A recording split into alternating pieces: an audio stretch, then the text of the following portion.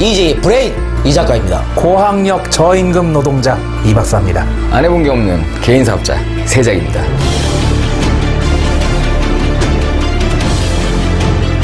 이 박사 이 작가 EJ 시작하겠습니다.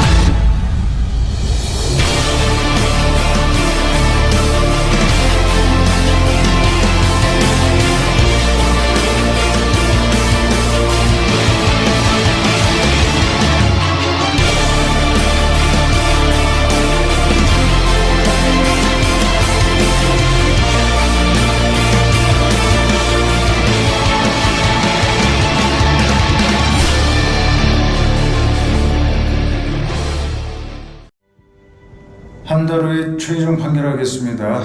오늘 마지막으로 원고 측에게 발언 기회를 드리겠습니다. 말씀하실 분 계십니까? 안 계시면 저기요. 네, 말씀하세요.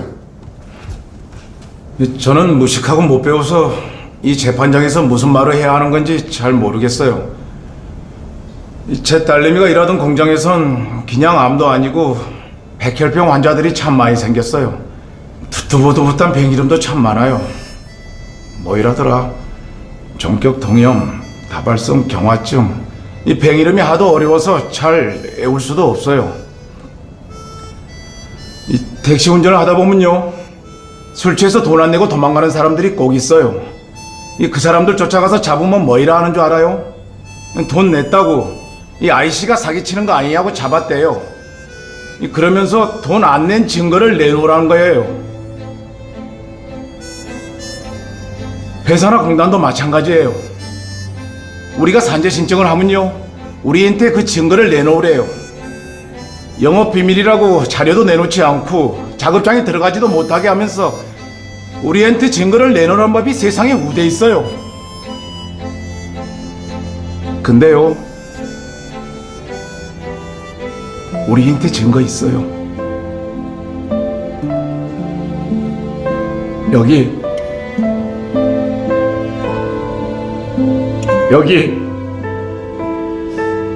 또 여기 또 저기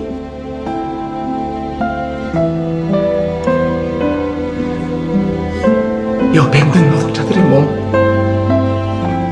가족 이런 사람들, 이게 우리의 증거예요. 이보다 확실한 증거가 또 있을까요?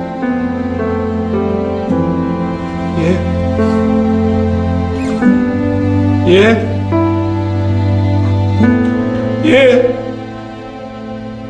이 박사 이 작가 EJ 그 67번째 시간 시작하겠습니다. 안녕하세요. 우리라이프 상조 홍대리입니다. EJ의 훈하는 개념 있는 상조. 지금 우리라이프 상조에 가입하시면 선착순 500명에게 이 작가님의 베스트셀러 책 영원한 라이벌 김대중 대 김영삼을 상품으로 드립니다. 상조 가입은 1600-3267 1600-3267 우리라이프 상조.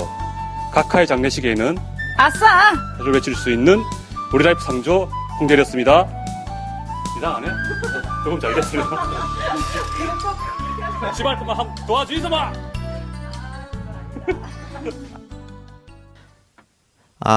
오늘은 조금 특별한 시간을 마련해봤는데요.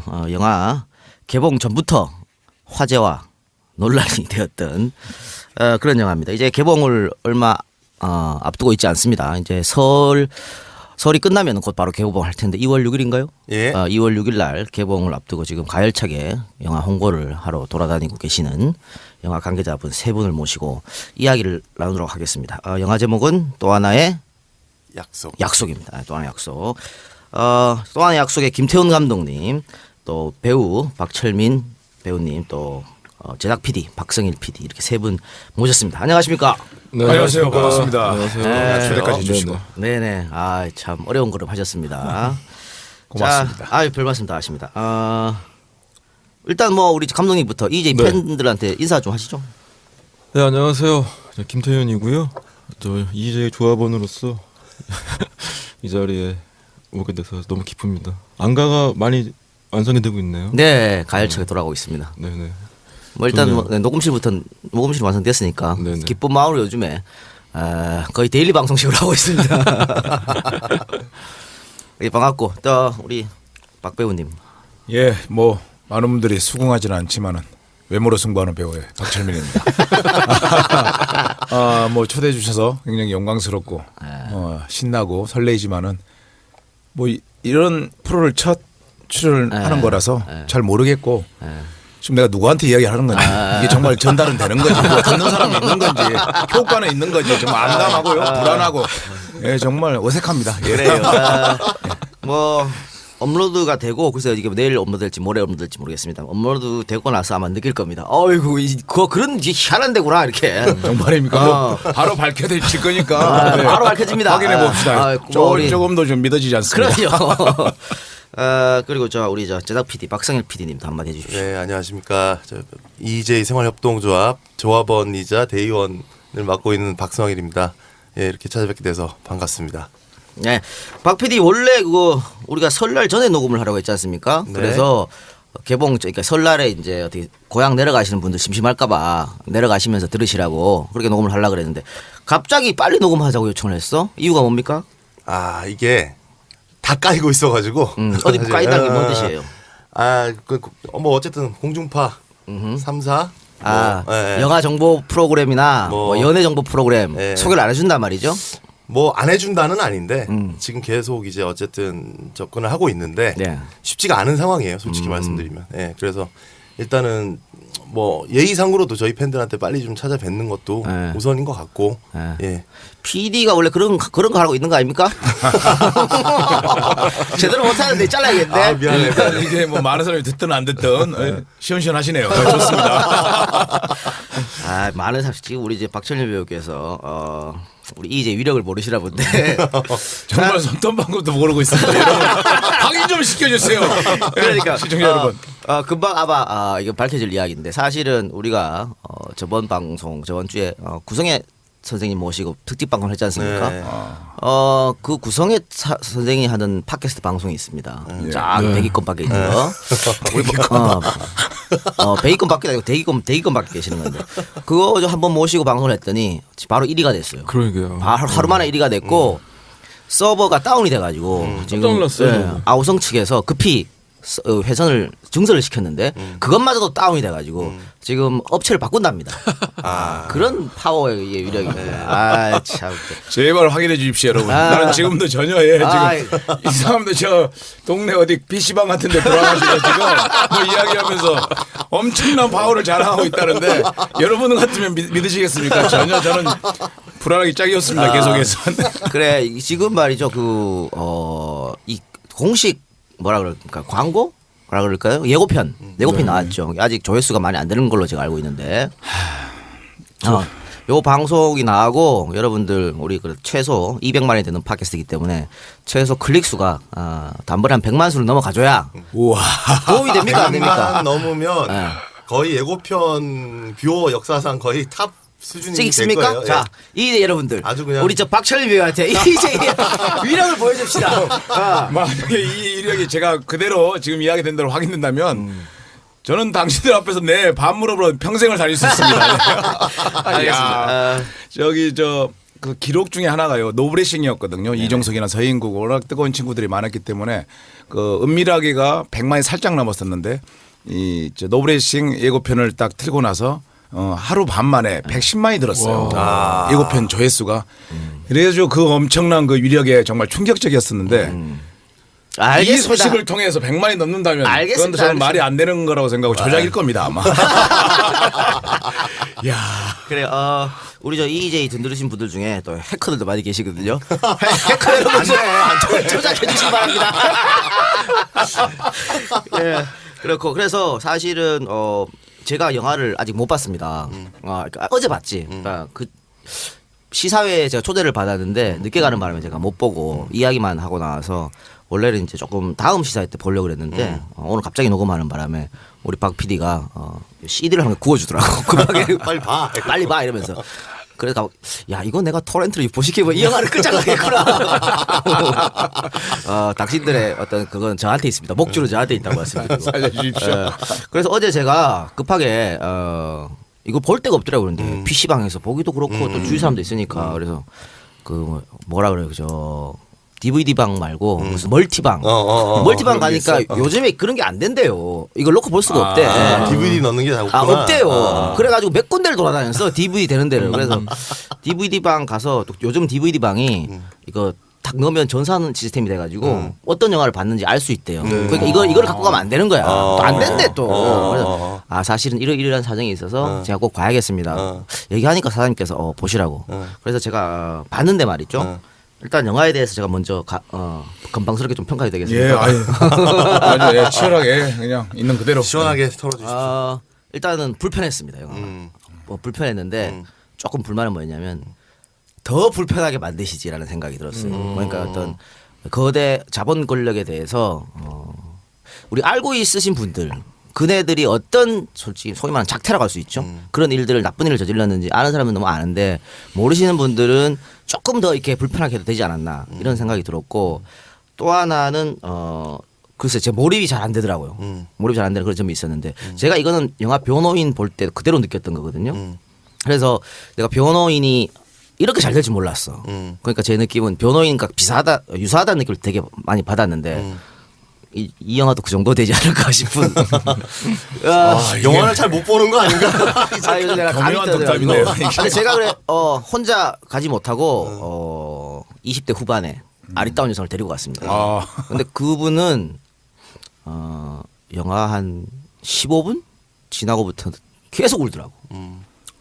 그래서 나는 한 번도 안 울었거든요. 감정이 메말라. 내가 감정이 메말랐나. 계속 울더라고. 계속 울면서 나중엔 끝에는 막 욕을 하고 그러더라고. 그래서 20대 후반 이런 친구들이 티켓 파고 있는 친구들이거든요. 영화 시장에서는 괜찮겠다고 보여요. 이 영화는 어쨌거나 남자들보다는 여성들이 훨씬 반응이 좋은 것 같아요. 제가 시사회들 많이 해보고 들려드린 반응들을 이제 보다 보면은 이제 좀 이성적으로 다가가는 분들은 특히 이 작가님 같은 이성적으로 영화를 보시는 분들한테는 사실 좀 부족한 부분이 사실 있을 수도 있어요. 그러니까 말씀하신 것처럼 이제 불편하게 더 불편하게 만들지 않았냐 하는 부분도 사실 그러니까 그것들을 제가 시나리오를 쓰면서 영화를 만들면서 그런 고민들도 많이 했었거든요. 이제 그쪽 회사 쪽에서 어떻게 움직이고 어떻게 하고 이런 것도 했는데 그건 사실 추정에 불과한 거잖아요. 그러니까 저희가 영화의 시점 자체가 아버지 위주로 가다 보니까 이제 저희가 잘 알지 못하는 팩트라던가 아니면 추정에 의한 뭐 이런 만들어진 자기적인 장면들을 많이 다 빼버렸어요 사실. 처음 시나리오에 원래 있었는데 그것들이 이제 시나리오를 읽으시는 분들이 더 가짜 같다는 말을 많이 들었거든요. 자기적이기도 하고 그래서 그런 것들 벗어내 버리고 거의 이제 팩트에 의존해 가지고 시나리오를 구성했죠. 그러면은 영화 속 내용은 어느 정도의 허구가 섞여 있는 겁니까? 그걸 퍼센테이지로 설명드릴 수는 없어요. 네. 설명드리기는 되게 애매한 부분인데 어쨌거나 이제 4년 반에 걸쳐서 진행되는 이야기라서 이제 시간 순서가 있고 극화 영화를 하다 보면은 시간 순서가 있고 그 다음에 기승전결이 있어야 되기 때문에 이제 시간 순서가 뒤바뀌거나 아니면 장소가 바뀌거나 아니면 등장인물이 바뀌거나 이런 경우는 있어요. 그렇지만 이제 최대한 있는 팩트를 가지고 조합을 한 거죠. 네. 그 실제 주인공 성함이 황유미 씨입니까? 실제 주인공 성함이?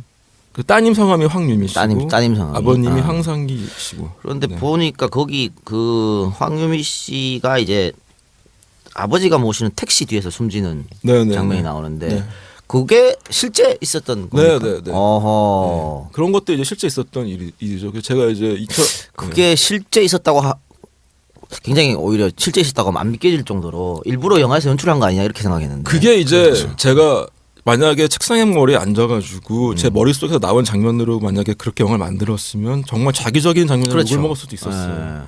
근데 제가 신문 기사에서 그 기사를 읽고선 황성희 아버님이 딸을 자신의 택시 안에서 보냈다는 그 기사를 읽고선 되게 눈물을 많이 흘렸거든요. 그래서 이게 책상 머리에서 앉아 쓴 시나리오에서 나올 수 없는 현실이 주는 힘이다라는 걸 좀 라고 느꼈었죠 그때.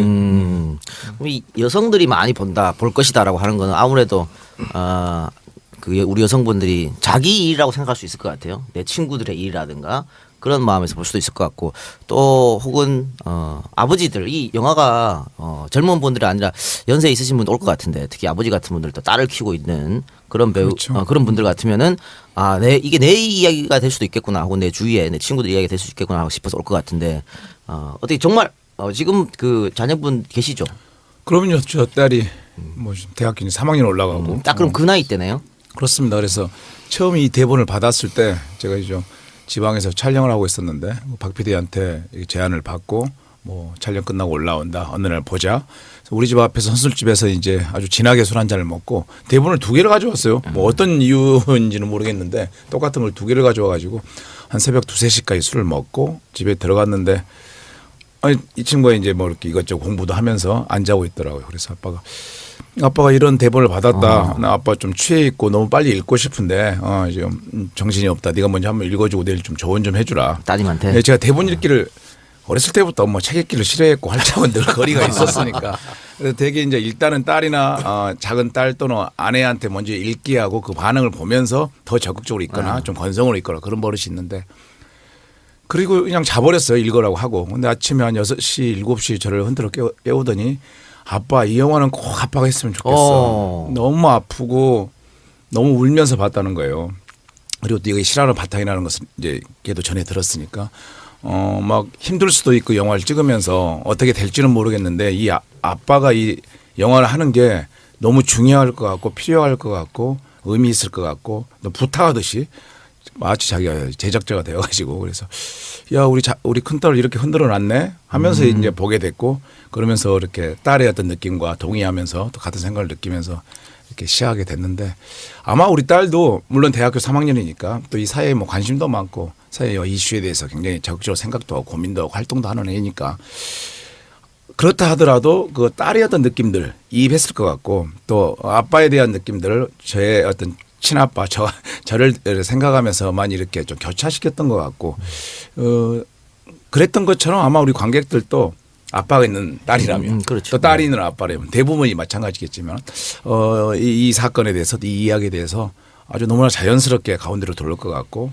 같이 울어대기도 하고 아파하기도 하면서 좀 그런 것들을 많이 느끼지 않을까 하는 생각을 합니다. 이 영화를 찍으면서 그 부녀 간의 관계라든가 가족 관계 이거 다시 한번 생각해 볼 계기가 된 것 같아요. 그러면요. 저는 솔직히 울컥했던 경우들이 많았다고 이야기를 뭐 자주 하는데 이렇게 딸이 자고 있는 모습을 보면서도 이 대본을 보고 있다가 딸을 보면은 야 우리 딸이 이 험난한 세상에서 어떤 형태로든 또 어떻게 어떤 우연 속에서 아픔을 고통을 당할 수 있겠구나 생각하면 그냥 뭐 가슴이 멍해지고 먹먹해지고 지켜야 되는데 막 그러면서 그냥 어떤 상상해보고 연습해보고 지키는 방법들에 대해서 쓸데없이 막 만들어내보고 이런 상황이 되면 나는 어떻게 대처를 해야지 뭐 또 이런 갑자기 교통사고를 당하면 이런 말도 안 되는 것까지 계속해서 상상을 하게 될 정도로 뭐 그런 경험들을 많이 했죠. 작품 속에서. 그런데 어쨌든 이 영화가 삼성을 비판하는 내용이라도 볼 수 있겠는데 출연을 쉽게 결정할 수가 없었다고 보여지는데 그냥 흔쾌히 오케이 했습니까? 아까 그 따님이 꼭 아빠 해야 된다고 이 말 듣고 저는 갈등 없었습니까? 지금 수없이 흔쾌히 이렇게 결정했다고 이야기하고 있고요. 앞으로도 뭐 그렇습니까? 네. 근데 감독님 그 여주인공 하차 논란도 있었죠. 예. 그 여주인공 그러니까 딸 역할했던 배우가 이제 크랭크인을 얼마 앞두지 않고 하차를 했어요. 이유는? 이유는 복잡한 사정이 좀 있었는데 이제 복잡한 사정이 있었죠. 그거는 이제 나중에 술자리에서. 근데 뭐 그 친구하고도 계속 연락을 해요. 그래요. 오늘도 연락이 왔어요. 그럼요. 그 친구가 하차한 친구가 이제 뭐 연락이 와가지고 예고편을 봤다 극장에서 너무 기뻐서 울었다라고 오늘 아침에 문자가 왔더라고요. 그 친구는 아마 하고 싶었을 거라고 예, 보여죠. 그럼요. 하고 싶어 했죠. 당연히. 그리고 몇 개월을 같이 리딩을 했었는데. 한 5개월 정도 네. 같이 있으면서 네. 호흡 맞춰봤습니다. 이미 저도 제 딸 같아요. 그 친구도. 네, 뭐 둘째 딸 같고 첫째 딸 같고 그런 느낌이 들 정도로 같이 계속해서 뭐 이 작품을 통해서 연습하고 준비했었으니까. 그런데 어떻게 그렇게 됐습니다. 그래서 한 일주일 전에 하차를 해가지고 저희가 깜짝 놀랐어요. 그 크랭크인을 그렇게 앞두고선 중요한 배우가 하차를 하게 되면은 영화 완전히 흔들리는데. 웃을 일이 아니네요. 조금 멘붕이 왔을 지금 웃을 수 있죠. 지금 웃지만 왜냐하면 모든 관계하는 사람들 또 그 사건을 알고 있는 사람들 뭐 또 이 영화를 잘 알고 있는 우리 그 관계자들이 다른 느낌에서 이 친구가 너무 잘했기 때문에 새로 캐스팅된 친구가 훨씬 더 윤미스럽고 훨씬 더 시골스럽기도 하고 훨씬 더 그 표현하는 과정에 있어서 느낌들이 너무 좋아서 우리는 너무나 지금 신나게 즐겁게 이야기하고 있습니다. 그래서 급하게 되게 수소문했어요. 제가 아는 감독들, 뭐 제작자들, 프로듀서들 다 연락을 해가지고 이러한 상황이니 여배우를 빨리 추천해다오. 프로필이 딱 하나 왔어요. 빨빨 짜라. 엄청난 경쟁률을 통해서 스피치 친구기 때문에 잘할 수밖에 없었죠. 1대1. 이게 참 어떻게 보면 큰 역할인데 영화의 큰 역할에도 불구하고 주인공인데도 불구하고 그런 이야기를 좀 조심해야 된다. 무식하게 다 이야기하는 거예요. 감정선이 그 딸한테서 와야 되는데 전체를 관통한 감정선 딸한테 와야 되는데 그래서 딸랑 왔어요. 왜 촌스럽게 생긴 여자가. 그래서 연기를 오디션을 보려고 연기 시켜봤는데 정말 마음에 들더라고요. 근데 이 신인급 아닙니까 이 친구가? 완전 신이죠. 신인급. 야 근데 연기가 좋던데. 저도 깜짝 놀랐어요. 감독으로서는 정말 이게 웬 전화위복 이렇게 된 거죠. 그래서 그 친구한테 합격했다 말을 안 하고 어차피 다른 프로필 안 오기 때문에 며칠 있다 다시 한번 와봐. 뭔가 경쟁률이 치열한 것처럼. 그렇죠. 근데 우리 저 박철민 씨는 이게 흔쾌히 그때도 흔쾌히고 지금도 흔쾌히 얘기한다 그랬는데. 그럼요. 고향이 광주 출신이세요? 맞습니다. 거기다가 중앙대 학생회장 대행 한 경력도 있고. 대행이야 대행. 대행이 중요한 겁니다. 평생에 붙어 있는 대행. 대행. 또 그 집회에서 시위도 많이 보셨다고 학교 다니면서. 뭐 이제 아무래도 학교 다니면서는 학생회장 대행을 했으니까 사회대 학생회장을 하면서 총학생회장 대행을 했었는데 이제 학생회장들이 이렇게 주도를 하지 않습니까? 그래서 그때는 뭐 집회가 너무 많았으니까 뭐 학내 집회, 학내 문제 때문에 사회 이슈 때문에. 그러면은 학생회장들은 주로 수배 중이죠. 저는 수배 한 번도 당해본 적이 없는. 그러니까 이제 날라리 운동권. 대행들이 주로 하잖아요. 집회 주도는. 아니 근데 이거 보니까 어용 학생에 몰아내고 깨쳤다고. 글쎄요, 저는 그런 이야기는 한 번도 한 적이 없고요. 한 적이 없는데. 그때 이제 학생회가 그 전에 학도혹단 시절에서 이렇게 막 전환되는 그 과도기였던 2, 3년 85, 84, 86 그래서 그런 것들 때문에 좀 갈등도 있었고 학생회 총학생회하고 또 일반 학생들하고 그런 속에서 이렇게 자진해서 사퇴를 했었고 제 기억에는 이제 한 6개월이 남았는데 다시 선거를 할 수 없으니까 단과대 학생회장들 15개 회장들이 모여서 호선으로 한 사람이 대행을 하자. 그래서 빨리 겨울에 오면은 이제 총학생회 내년 학생회장을 뽑자. 그래서 이제 제가 사회대 학생회가 제일 많거든요. 수가 2,000명이 넘기 때문에 아무래도 파고도 있고 하니까 정미 네가 해라. 그래서 총학생회장 대행을 하면 그러니까 장학금, 등록금, 장학금이 좀 더 올라갑니다. 그래서 장학금을 더 받기 위해서 아주 흔쾌하게 했는데도. 그러면 이거 자 민주화의 성지인 광주 출신에다가 학생회 아니에요. 학생회 대행, 학생회장 대행 경력, 또 집회 전문 시위꾼 이런 왜 이러니? 원래 이렇게 몰고 와요. 원래 이렇게 몰고 가는 경향이 있어요. 잘못했습니다. 다시는 안 그러겠습니다. 이런 배경이 이 지금의 어떤 박철민 배우의 이미지하고는 좀 안 어울리는 것 같은데. 그래서 이미 쉽게 거기서 빠져나올 수 있었고 그냥 배우 생활을 이렇게 하고 있는 거죠. 아니, 그런 것 때문에 이 영화 출연 결심을 한 것도 그런 것 같기도 한데. 절대 그렇지 않고요. 그렇진 않고요. 물론 또 어떤 묘한 인연 때문에 제가 그 학교를 졸업하고 연극 배우 하면서 첫 영화를 한 게 또 부활의 노래예요. 이정국 감독님의. 물론 이제 충무로 광주 영화인데 첫 영화를 했는데 광주 영화를 했고 화려한 휴가를 했고 뭐 이제 그래서 꽃잎이라는 또 영화를 했고 그것도 광주의 어떤 후일담 이야기니까. 그래서 이제 그런 어떤 이제 그 이력들을 보면서 또 그런 질문을 또 하기도 하는데. 참 강주랑 인연이 된 영화를 많이 찍으셨네요. 그 세 편을 했으니까. 임창정 씨 주연했던 영화 스카우트도 했죠. 거기도 네 편을 하게 됐는데. 그건 아무래도 이제 제가 고향이 그 출신이니까 사투리도 그쪽 사투리들을 좀 이렇게 자유스럽게 하기도 하고 그런 것들의 영향도 있었을 테고 어떤 매 시기에 이렇게 들어오는 작품은 저는 아주 적극적으로 달려드는 편이라서 그렇게 했던 건데 이제 그런 해석도 뭐 하기도 하더라고요. 근데 이번도 마찬가지로 다른 거 다 떠나서 뭐 대한민국의 어떤 남자 배우들이 이 대본을 읽었을 때 또 아버지 역할을 이렇게 제안했을 때 흔들리면서 하고 싶지 않을 남자가 있을까요? 저는 그놈은 배우가 아니라고 생각. 아니 그런 놈이라고 해도 됩니까? 네, 그런 놈이라고 해도 됩니다. 그분은 배우가 아닐 수 있습니다. 그런 새끼라고 해야 됩니다. 아무튼 죄송합니다. 아무튼 그만큼 한 40대 남자 배우라면 이 배역을 만났을 때 황상구라는 역할을 만났을 때 다 몹시 심하게 흔들렸을 거고 흔쾌히 이 역을 하겠다 달려들면서 물론 이제 여러 조건들이 있고 상황들이 있으니까 망설일 수도 있고 뭐 조율하는 과정들이 있겠죠. 뭐 개런티를 받을 수 없다든가 이 작품에서 뭐 10원 원 받을 수 없는 형편이니까 이제 이런 부분들에 대해서 뭐 이렇게 조금씩 고민할 수는 있겠지만 이 역할이 저는 이제까지 맡아보지 못했던 아파하는 이 아빠의 이 역할이 너무나 소중하게 또 귀하게 다가와서 그래서 흔쾌히 출연을 근데 지금까지는 하고 좀 다른 이미지예요. 영화에서. 그죠? 예. 지금까지 좀 어떻게 코믹하고 이런 이미지였는데 지금은 좀 바뀌었는데 그런 부담감은 없었습니까? 그거를 보여줘야겠다는. 그만큼 설레인 만큼 너무 신난 만큼 부담과 그런 걱정들이 뭐 또 태산이었죠.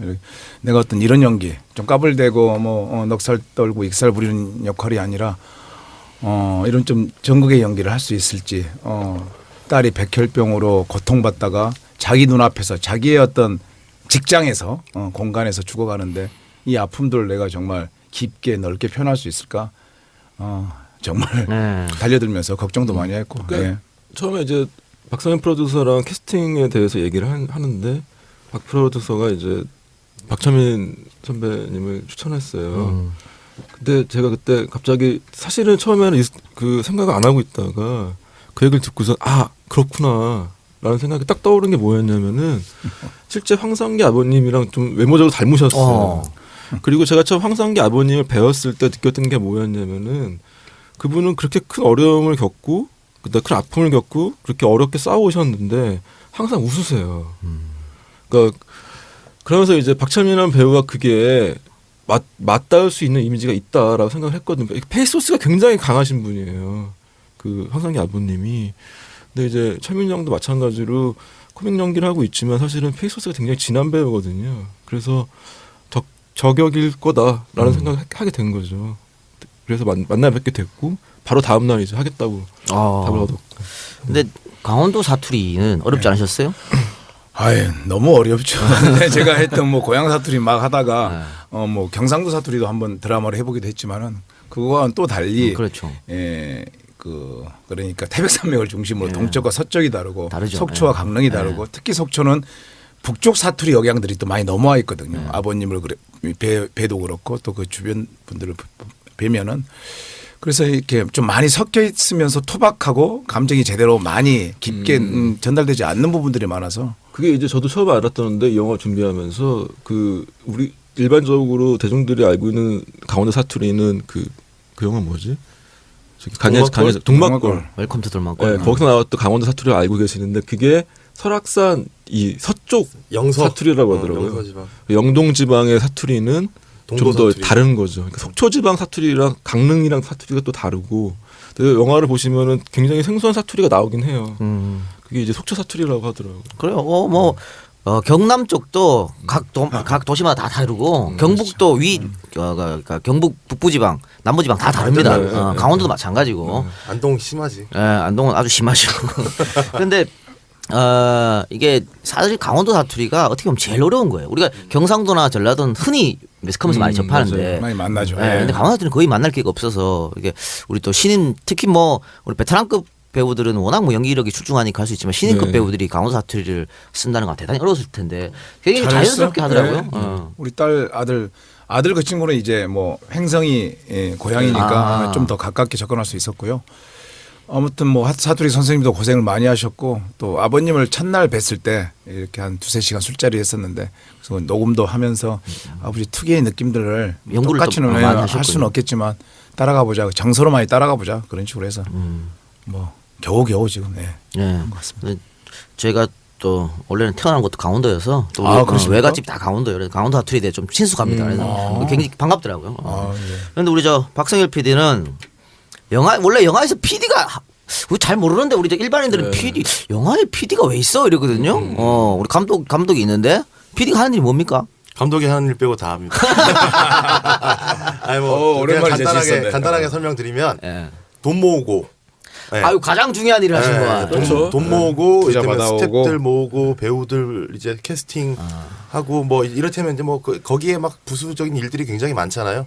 그리고 이제 영화를 그렇게 해서 완성을 해서 이제 나중에 이제 마케팅을 해가지고 극장에 걸릴 때까지 어떤 그런 그 실무들을 다 책임지고 맡아서 하는 일이에요. 아, 그러니까 예. 자질구레한 것들을 한다. 그렇죠. 뭐 감독님은 이제 그 앞에 나가셔가지고 감독 김태현 이렇게 딱 나가는 거고 저희는 이제 뒤에서. 예. 그런데 방금 이제 가장 중요한 일을 한다. 돈 구하는 거 뭐 하는데 결국은 투자자를 구하지 못해서 제작 두례를 한 거 아니겠습니까? 맞아요. 예. 근데 그게 투자자를 구하지 못한 겁니까? 아니면 아예 시도조차 하지 않았습니까? 어차피 아니에요. 우리한테 투자를 안 들어온다. 저희 시도 다 해봤어요. 아, 시도는 해봤습니까? 예, 여러분들이 알고 계시는 이게 메이저 투자 배급사들하고 다 만나봤고 어쨌든 뭐 다들 그냥 뭐 단칼에 거절한 데도 있었고 고민해 보신 데도 있었는데 어쨌든 성사가 안 됐어요. 안 됐고 그 어쨌든 뭐 저희가 지금 바로 그냥 결정을 했어요. 그러고 나서 이거 안 되겠다.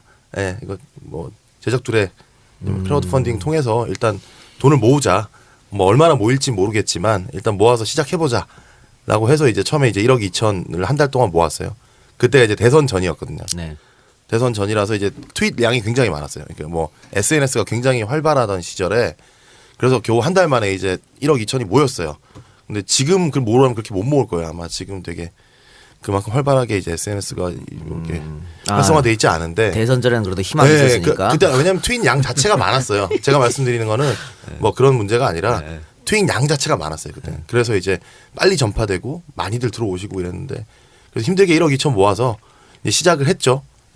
이거 가지고 할 수 있냐 없냐 갑론을박이 되게 많았어요. 그러니까 예. 1억 2천 가지고 시작한다는 것 자체가 굉장히 무모한 행동일 것 같은데요. 그렇죠. 근데 어차피 저희는 이거 끝까지 가겠다라고 감독님하고 처음 감독님이 그렇게 말씀하셨거든요. 야 이거 1억으로도 자기 찍을 테니까 가자 어떻게든 이렇게 자기는 맞춰서 찍겠다고 얘기를 하더라고요. 근데 신장발이고. 그래서 내가 그래서 여기에도 두 사람 얼굴 예. 뭐 보시면 아시겠지만 그러니까, 좀 무식해 예. 보이고 예. 예. 그래서 저랑 이제 미련해 보이고 그렇지 않습니까? 저랑 이제 저희 공동 제작자 윤기호 PD라고 있어요. 윤기호 프로듀서. 예, 네. 돈을 이제 받아오는 친구인데 근데 둘이서 이제 아이씨 말도 안 되는 소리 하지 말라고 그런 게 어딨냐. 그러면서 뭐 자기 10회도 찍을 수 있고 20회도 찍을 수 있으니까 맞춰서 찍겠다 이러시는 거예요. 그럼 시나리오 줄여오라고. 이래가지고 안 된다. 그래서 막 이렇게 갑론을박이 있었어요. 근데 어쨌든 가보자. 모을 수 있다라고 해서 그냥 이제 3월 달부터 2월 달에 다시 이제 제작 두례를 시작을 해서 돈을 모으기 시작하고 이제 저희가 막 사방팔방으로 뛰어댕겼어요. 막 이를테면 뭐 그 당시에 이제 저기 딴지 쪽 팟캐스트도 나가고 그리고 뭐 어디 뭐 이렇게 모임들 있으시면 다 찾아갔어요. 찾아가서 다 알리고 심지어는 그 길거리에 나가서 이거 있잖아요. 브로셔 만들어가지고 뿌리고 예, 그래가지고 이제 사람들이 제작 둘에도 많이 들어오시고 이제 개인 투자자분들이 이제 한두 분씩 나타나시기 시작해가지고 이제 그분들 힘으로 영화가 이제 스크린이 됐죠. 그게 극적인이었죠. 그러니까 이제 보통 이제 프로듀서 제가 촬영을 하면서 1회 27회차를 찍었는데 보통 영화들이 한 45회차 정도 찍거든요. 한 반 정도 찍은 거죠. 근데 이제 한 5회차가 6회차 정도 찍었는데 프로듀서들 얼굴이 사색이 돼 있어요. 다음 회차 찍을 돈이 없는 거예요. 그 감독 입장에서는 아무 말도 못 하겠고 이제 그러고 있었는데 이제 영화가 이제 중단 여기서 끝나는 건가라는 시점이 있었는데 제가 그때 딴지 라이드를 출연한 적이 있었거든요. 그것이 알기 싫다. 그것은 알기 싫다. 그리고 별 기대 안 했었어요. 근데 그게 방송된 다음에 개인 투자자들이 나타난 거예요. 엄청나게 늘어나면서. 그러니까 그게 그 사람들이 7천만 원인가? 그때 이제 종잣돈 들어온 게 1억이었어요. 그러니까 이제 평범하신 분들 있잖아요. 뭐 대기업 제약회사 영업사원들이 자기 그 모은 돈을 가지고서 영화 투자하겠다 나타난 거죠. 아 그분들 우리 저 이제 협동조합원이죠. 조합원입니다. 아 그러니까 우리 저 박정현 배우께서 예. 이게 지금 뭐 영향이 있는지 모르겠다. 지금 어디 PC방에 와서 녹음하는 거. 근데 방금 말씀한 그 팟캐스트 그것이 알기 싫다. 우리 UMC가 진행하시는 그 프로그램 나가서 이렇게 진짜 많은 투자가 들어왔다. 네. 그 프로그램보다 저희가 몇 배나 뛰어나는 걸 아시면 됩니다. 그러면 우리의 위력을 알 수 있을 겁니다. 뭐 며칠 후에 판가름 나는 거 아닙니까? 두고 봅시다. 뭐 지금까지 저기 뭐네요. N사 그 동영상 있잖아요. 저희 메인 예고편 조회수를 보면 압니다. 예. 자 여러분 네이버 자 듣고 있는 이 순간 바로 네이버에 가서 클릭을 해가지고 따다닥 두드려가지고 또 하나의 약속 두드려가지고 빨리 하시기 바랍니다. 한 사람당 10번씩 보시기 바랍니다. 한 번씩만 봐줘도 자신 있다는 거 아닙니까? 그럼요. 진짜. 근데 그게 저희도 몰랐는데 너무 중요합니다, 저희. 중요하더라고요. 그러니까 저희가 많은 분들이 오해하고 계신 부분이 저희가 이제 무슨 10개관이나 20개관을 해서 개봉을 하는 걸로 알고 계시는데 그렇지 않고 저희 목표는 전국 300개. 개봉이에요. 300개 300개라는 그 스크린 수는 각 동네마다 멀티플렉스 하나씩 있잖아요. 거기 하나씩 이제 영화가 걸리는 게 저희 목표거든요. 근데 이제 배급사에서 봤을 때 네이버나 이런 다음에서의 그런 그 동영상 예고편 조회수나 이런 것들을 많이 참고한다고 하더라고요. 그러니까 예고편 조회수가 많으면 많을수록 관심도가 스크린이 있다. 많이 걸릴 수가 있다 얘기죠. 맞아요. 또 한 가지 예. 있습니다. 저 극장으로 도대체 또 하나의 약속 언제 개봉하느냐. 전화가 그 간다. 전화가 많을수록 극장 개수가 늘어난다는 거예요. 그게 이제 객관적인 자료가 그 사람들도 필요하기 때문에 그런 여러분들이 이제 지금 200만이라면 듣고 계신 분이 저는 물론 아직도 안 믿고 있지만 혹시 한 해 하나 200만이라면 그것들은 엄청난 이 결과들이 바로 그렇게 확인될 수 있지 않습니까? 네. 확인시켜 주십시오. 알겠습니다. 여러분. 그러니까 예고편이 사실 2분도 안 돼요. 만약에 그거를 이제 검색을 하셔가지고 예고편을 한번 보시고 예고편이 정말 좋다 그러면은 좋아요 한번 눌러주시고 안 좋으면 가만히 계시고 그럼 영화도 보고 싶다 그러시면은 전화 한 통화만. 동네 멀티플렉스에 언제 개봉하냐 개봉을 여기서 걸리냐 한 번만 물어봐 주시면 저희한테는 정말 그 이상의 도움이 없죠. 예. 그래서 예고편 천군만마죠. 제가 아까 말씀 못 드렸던 게 있는데 저희 영화에 다 많이들 물어보시는 게 몇 개관에서 해요. 네. 정해졌냐 네. 이렇게 개봉할 수는 물어보시는데 있느냐. 그 쉽게 말씀드리면 이제 개봉 한 2주 전에 그 관수가 정해져요. 근데 이제 저희가 이제 개봉 3주 전이거든요. 지금 다음 주가 2주 전이 되는데 근데 그때 어쨌든 아까 말씀드렸던 그런 이제 수치들 이를테면 이런 움직임들이 이를테면 그들한테 전달이 돼야 이제 이들이 관을 많이 열어주는 거죠. 이 영화 관심이 많구나, 많이 보러 오겠구나. 쉽게 얘기하면 편하게 얘기해서 장사되겠구나. 라고 생각을 해서 이제 관이 많이 잡히게 되는 거죠. 우리 EJ를 들으시는 분들은 이 사회 부조리에 대해서 관심이 많으신 분들이고 또 약자들을 위해서 많이 애쓰시는 분들이니까 분명히 이 영화가 잘 되기 위해서 분명히 클릭 수가 많아질 거라고 보고요. 하여튼 여러분들 예고편 많이 클릭해 주셔가지고 이 영화가 정말 전국에 동시에 200개, 300개 안에서 개봉할 수 있도록 많이 여러분 도와주시기 바랍니다. 그래가지고 대박 터지면 우리한테도 뭐 있습니까? EJ한테 뭐 줍니까? EJ 여기 안가에 와서 공약하시죠, 저희가 공약. 엄청 쏘겠습니다. 알겠습니다. 안가에서 파티. 알겠습니다. 오십시오. 저는 알겠습니다. 모든 배우들, 제 지인들, 연예인들한테 이 엄청난 파워의 인터넷 방송이 있다. 정말 믿지 않았는데 믿게 되다면서 널리 알리겠습니다. 알겠습니다. 감사합니다. 고맙고요. 그리고 이제 제작 두례를 이야기를 했는데 결국은 총 금액이 어느 정도 모아진 거죠? 저희가 이제 정확하게 이제 말씀을 드리면 네. 제작 둘에 예. 이제 크라우드 펀딩을 통해서 들어온 돈이 3억 지금 현재 스코어 3억 500만 원 좀 넘습니다. 3억 600만 원 정도 되고 그 개인 투자 하신 분들이 12억이 들어왔습니다. 정말 대단하네요. 이거는 기적이에요. 저도 우리 사실은 영화는 처음부터 지금까지 계속 기적이 일어나고 있습니다. 수많은 기적들이 이건 정말 믿을 수 없는 일이에요. 이게 저도 요즘 참 믿을 수 없는 몇 주를 보냈는데요. 저희가 이제 시사를 진행을 하고 있잖아요. 전국 개봉들의 제작들의 시사를 하고 있는데 시사 영화 보신 분들이 이 영화 돈 된다 이러고 막 어떤 분들은 5천만 원을 투자하시겠다고 연락을 와서 가서 만났어요. 그랬더니 한 10분 얘기하더니 갑자기 1억을 하겠다 그러시는 거예요. 아니 도대체 저희는 말렸어. 아니 개인이 1억을 한다는 게 쉽지 않거든요. 그 저희 아까 말씀드렸던 우리 그 회원들이잖아요. 그 전대리 김 과장이 있었지만 제1 투자자가 나타난 거죠. 갑자기. 근데 이분이 하시는 말씀이 이거예요. 자기는 사업가다. 이 영화는 충분히 재밌고 자기는 여기에 배팅을 하고 싶다라고 말씀을 하시다. 자기는 공익과 사익을 같이 가져가고 싶다고 말씀을 하시는 거예요. 그러니까 걱정하지 마라. 이 영화 정상적으로만 걸리면 자기가 보기에는 BEP 그러니까 손익분기점 맞추는 건 일도 아니다. 그러면서 1억을 넣으시더라고요. 박 PD가 보기에는 이게 말 그대로 투자인데 영화가 망하면 그 사람들 돈 날릴 수가 있는데 그러니까요. 저희 충분히 설명을 드리거든요. 그럼에도 불구하고 그 양반이 괜찮다. 예. 공과 사를 다 같이 추가하겠다. 이렇게 예. 야 대단하신 분이네. 근데 그분뿐만이 아니라 한 30분 정도가 지금 거의 한 달 안에 거의 한 몇 억을 넣어주셨어요. 근데 그분들이 다 말씀하시는 게 걱정하지 마요예요. 저희한테 오히려 저희가 심각하게 말씀을 드려요. 이거 다 날릴 수도 있다 안 되면 진짜 영화라는 게 그렇거든요. 사실 자본주의 사회에서 해석이 네. 불가능한 그렇죠. 지금 불가능해요. 투자와 그리고 뭐 밥은 먹고 다니냐 이거 밥 사주시고 커피 사주시고 지금 저희가 이게 또 어디서 나타나는지 모르겠어요. 이런 손익분기점을 넘겨야 되는 이유가 이제 그런 분들이 손해를 안 받았으면 좋겠다는 네. 게 있고요. 그렇죠. 그게 감독 저희가 마음이고 70만 PD 정도 마음이겠지. 되나요? 손익분기점. 저희가 70만 안 돼요. 60만 돼요. 네. 예. 그리고 이제 제작 두레로 모은 돈은 저희가 돌려드릴 수가 없어요. 거기에 나는 이익은 그건 후원을 받은 거거든요. 저희가. 법률상. 네네. 네. 근데 저희가 그런 돈을 어떻게 할까 하다가 제작 두레로 들어온 분에 한해서는 저희가 이제 황상기 아버님이 속하신 반올림이라는 단체가 있어요.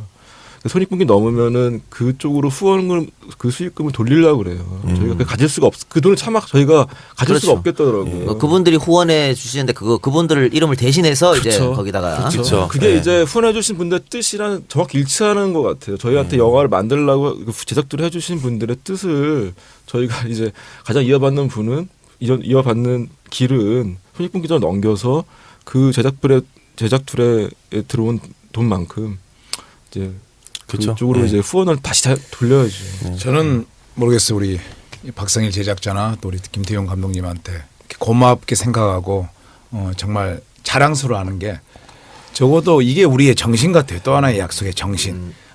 이제 크라우드 펀딩을 하면 법적으로 돌려줄 수 없으니까 네. 그걸 기획하고 제작한 사람들이 그 어떤 잉여금을 나눌 수도 있고 이렇게 취할 수 있지 않습니까? 근데 돌려줄 수는 없고 이 사람들한테 그런 방법을 찾다가 정말 이 사건에서 가장 아픔을 당하고 있고 그 단체들이 있는데 거기에 돌려준다는 게 이게 가장 예쁜 또 하나의 약속의 정신이 아닌가 이렇게 생각되고요.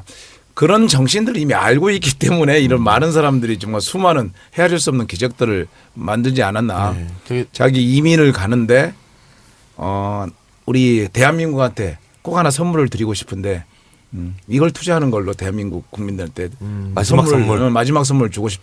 그런 이건 분이 그냥 계시고. 들으면서 그냥 약간 울컥할 수밖에 없더라고요 제가. 사연들이 굉장히 재밌는 것 같아요. 저는 그 갓김치를 보내오셔가지고 갓김치 팔아서 양을 많이 보내오셔가지고 우리가 그 갓김치를 지인들한테 팔아서 제작비로 이건 뭐 유랑극단도 아니고 그렇죠. 천막극장도 아닌데 이런 게 이루어질 수 있다는 게 아마 방금 전에 이야기됐던 또 하나의 약속의 정신들을 뭐 이심전심으로 서로 알고 있고 느끼고 있기 때문에 이루어지지 않았을 거라는 생각이 그렇습니다. 드네요. 그러니까 또 우리 감독님이나 제작자들 또 PD 뭐 배우들의 그 마음이 우리도 일반 민중과 시민들한테 전달돼서 다 그분들이 또 함께 해주는 게 아닌가 싶고요. 그런데 야 대단하시네 이 개인 투자자분들. 정말 대단하신 분들이 투기꾼들 아니야 투기꾼들? 아니야. 앞으로 진정한 투기 전문 인력들인 것 같아요. 우리 저기 네. 그 김 과장 네네. 전 대리 알잖아요. 네. 그런 친구들이 대부분이에요. 그 나이 때 30대 이제 중후반, 중반 후반에 이제 혼자 있는 솔로. 아니 근데 그 친구들은 그 평생 모은 돈일 텐데 그 돈이. 그렇죠. 그거를 장가갈 자금. 그렇죠. 저게 정말 생떼 같은 돈인 거죠. 네. 뭐 3년을 어떻게 3천만 원을 모았는데 그래서 그냥 전 세계 일주를 계획을 꿈꿨던 했고, 어떤 친구가 반만 가겠다. 1년을 안 가고 뭐 3개월에서 5개월만 여행을 가고 나머지 반을 여기다가 투자를 하고 이런 것들이 20대 후반의 젊은이였어요. 그러니까 3천만 원 중에 자기가 1,000만 원을 여기다 투자를 하겠다는 거예요. 1,000만 원. 말렸죠. 그리고 또 저희가 또 엑스트라가 많이 필요한 장면들이 많았는데 그것도 돈이 없으니까 저희가 엑스트라고 나온 장면에 구구절절 그만할까요? 근데 익은 사람들이 자꾸 보이더라고. 야, 그러니까 이제 저희가 SNS 에 올렸어요. 보조 출연 도와주실 분들. 근데 영화 마지막 장면이 원주 법원인데 원주까지 오신 거예요. 뭐 대구에서도 오시고 서울에서 자가용 인천에서 가지고. 다 오셔서 엑스트라라는 게 쉬운 일이 아니거든요. 근데 그거를 12시간, 6시간씩 참으시면서 이틀 동안 거기 앉아서 이제 계속 연기를 해주셨어요. 근데 연기를 정말 너무 잘하셨어요, 전부 다. 진짜 빈말이 아니라 네. 보통 이제 보조 출연자분들 오시면 피곤하면 이게 얼굴에 짜증이 나타나거든요. 네. 우리 영화는 그런 게 없어요. 너무 자연스럽게 리액션들 해주셔가지고 스태프들도 뭐 엑스트라로 참여하고 그렇죠. 뭐 그런 거죠. 옷 바꿔 입고 네. 머리 스타일 바꾸고 뭐. 결국은 계속 돈 얘기인데 촬영하면서 돈 때문에 힘들었을 때도 많을 것 같아요. 그 아까 말씀드렸듯이 이제 멈출 뻔한 위기의 순간에 이 전과장 그럴 이런 때는 말씀을 감독으로 조금 속마음으로 조금 짜증 나지 않았었습니까? 그래도 돈 때문에 뭐가 진행이 안 되면 되게 짜증이 나는데. 일단은 시나리오를 많이 다이제스트를 많이 했죠. 처음에 많이 했고 이제 예산에 압박이 있기 때문에 구현할 수 없는 장면들도 많겠다라는 생각도 많이 했었고. 1억만 가지고도 난 찍겠다 이렇게 얘기했다 그랬는데 그거는 그만큼 이 영화에 대한 열정 하고 싶다는 의지 이런 게 강했던 건가요? 그렇죠. 그거는 이제 제 입장에서는 거의 배수진을 쳤다고 봐야죠. 그러니까 왜냐하면은 영화 한 편을 만드는 건 굉장히 많은 에너지와 시간이 필요하거든요. 또 시간을 또 되돌릴 수 있는 시간이 가장 중요한 건데 벌써 뭐 1년 넘게 2년 넘게 가고 있으니까 지금은 그런 것도 있었고 황상기 아버님하고 약속한 게 있잖아요. 영화 꼭 만들겠습니다라고 그분하고 약속을 했는데 중간에 이제 또 못 만들게 되면은 뭐 영화의 제목이 약속 또는 약속이긴 하지만 약속 못 지키는 게 되니까. 네. 자, 돈 없다 이야기하면 우리 저 박 배우님의 무명 시절 말을 안 할 수가 없는데 무명 시절 되게 길었죠. 그리고 연극 우리 연극판도 다 가난하지 않습니까? 연극 배우들이 가난했던 연극판 시절. 뭐 원시적인 장르니까요. 뭐 누구나 다 배고프고 힘들고 또 연극 그 시절은 뭐 과일 장사 하셨다고. 뭐 전국에서 이 소매로는 제가 저를 따라올 사람들이 없습니다. 그냥 그 고객의 어떤 성향에 맞춰서 과일을 팔기 때문에 과일을 이렇게 해갖고 트럭에 실어가지고 그렇죠. 예. 뭐 아파트 단지나 세워놓고 이렇게 하는 겁니까? 그렇죠. 그 이제 뭐 차떼기라고 하는데 차에다 다양한 과일 실어서 그 동네에 맞춰서 뭐 과천 동네를 가면 좀 비싼 걸 많이 갖고 가고 이제 신림동이나 대림역 이쪽으로 하면 아주 싸고 박리 다매로 그런 어떤 시장 조사들이 완벽했기 때문에 뭐 거의 이제 통계는 안 나왔지만 전국 1위를 달리고 있었습니다. 과일, 야채 뭐 이런 것들은. 그또 아줌마들한테 털고. 털기는 뭐 이제 물 그냥 최고였죠. 그래서 딸내미 뭐 쓰다듬어 주면서 반 1, 2등 하겠는데 귤 1,000원어치 더 주세요. 바로 나오죠. 이런 어떤 멘트들을 구사하면서 최고를 달렸었는데 그러다가 모르겠어요. 이거 이런 이야기 해도 되나? 예? 대림역에선가 이 대림역 3번 출구인가 거기다가 차를 대고 팔았는데 다른 데서는 한 5-6시간 돼야 되는 팔리는 그 과일들이 열차 한 3-4번 와보니까 싹 나가버리는 거예요. 너무 좋은 목인 거야. 야 드디어 내가 이제 거상의 뜻을 이루는구나. 정주영 선생님께서 소 한 마리 가지고 이렇게 성공하셨듯이 나도 이제 들어간 대로 성공하는구나. 그렇죠. 배우의 꿈을 접고 최고의 거상이 되겠다 하면 다음 날 마찬가지인 거야. 더 많이 싣고 갔죠. 그래서 그냥 정말 현금을 정신없이 세느라고 정리하느라고 시간 다 보내고 3일째 되는 날 어떤 취객이 한 번 오세요. 아주 허스름하게 있고 그러더니 툭툭 치면서 여기 하지 말라고. 아니 차떼기가 무슨 정해진 거 있냐고. 서로 필요한 사람 다 와서 하는 거 아니냐고. 쭉 가르치더라고요. 턱으로. 한 300m 골목을 향한 곳에 이 차떼기인데 붙박이 차떼기. 이제 오랫동안 거기 이제 자기 가게가 되어버린 거죠. 그 골목 어기가. 나 3년 전부터 얘기를 하고 있고 이것 때문에 우리가 겨우 생활하고 있는데 당신이 와서 이러는 게 어딨냐. 나도 이제 대게 나갔죠. 저도 이제 목숨줄이었으니까. 지금 거리가 한 300m, 400m 더 되고 있고 이런 데서 2-3명씩 다 하고 그러는 거지. 무슨 소리냐고. 저도 야무지게 나간 거예요. 그랬더니 그냥 가요. 그러더니 다음 날은 칼을 갖고 온 아이고. 이제 술이 좀 만취됐어요. 그래서 하지 말라는데 왜 이렇게 하시냐고. 근데 저도 이제 과일 이 맛보기를 보여주려면 칼을 갖고서 썰지 않습니까? 그래서 나도 칼이 있다. 저도 이제 배수진을 친 거예요. 그래서 여기서 밀리면은 이 좋은 털을 놓칠 수는 없으니까. 그러니까 제가 덩치도 있고 어깨도 있고 하니까 이분이 결국은 저 눈빛이나 대항하는 힘 때문에 물러나시더라고. 근데 3일째 되는 날 그 사람은 안 오고 아주머니가 애 하나 없고 4살 되는 애 손을 잡고 오신 거야. 그 장반이 야 머리 좋다. 그래가지고 아저씨 여기서 하면 안 됩니다 하면서 눈물을 글썽이는데 거기서 들으셨구나. 제가 그냥 폭풍 눈물 흘렸어요. 그 아주머니 이렇게 알겠습니다. 내일부터 안 나오겠습니다 하고 나서 야 내가 한때는 이런 약자들의 삶들을 이야기하는 연극 가운데 있었는데 내가 지금 못하는 짓인가. 그래가지고 그 다음날 바로 거기를 떠났죠.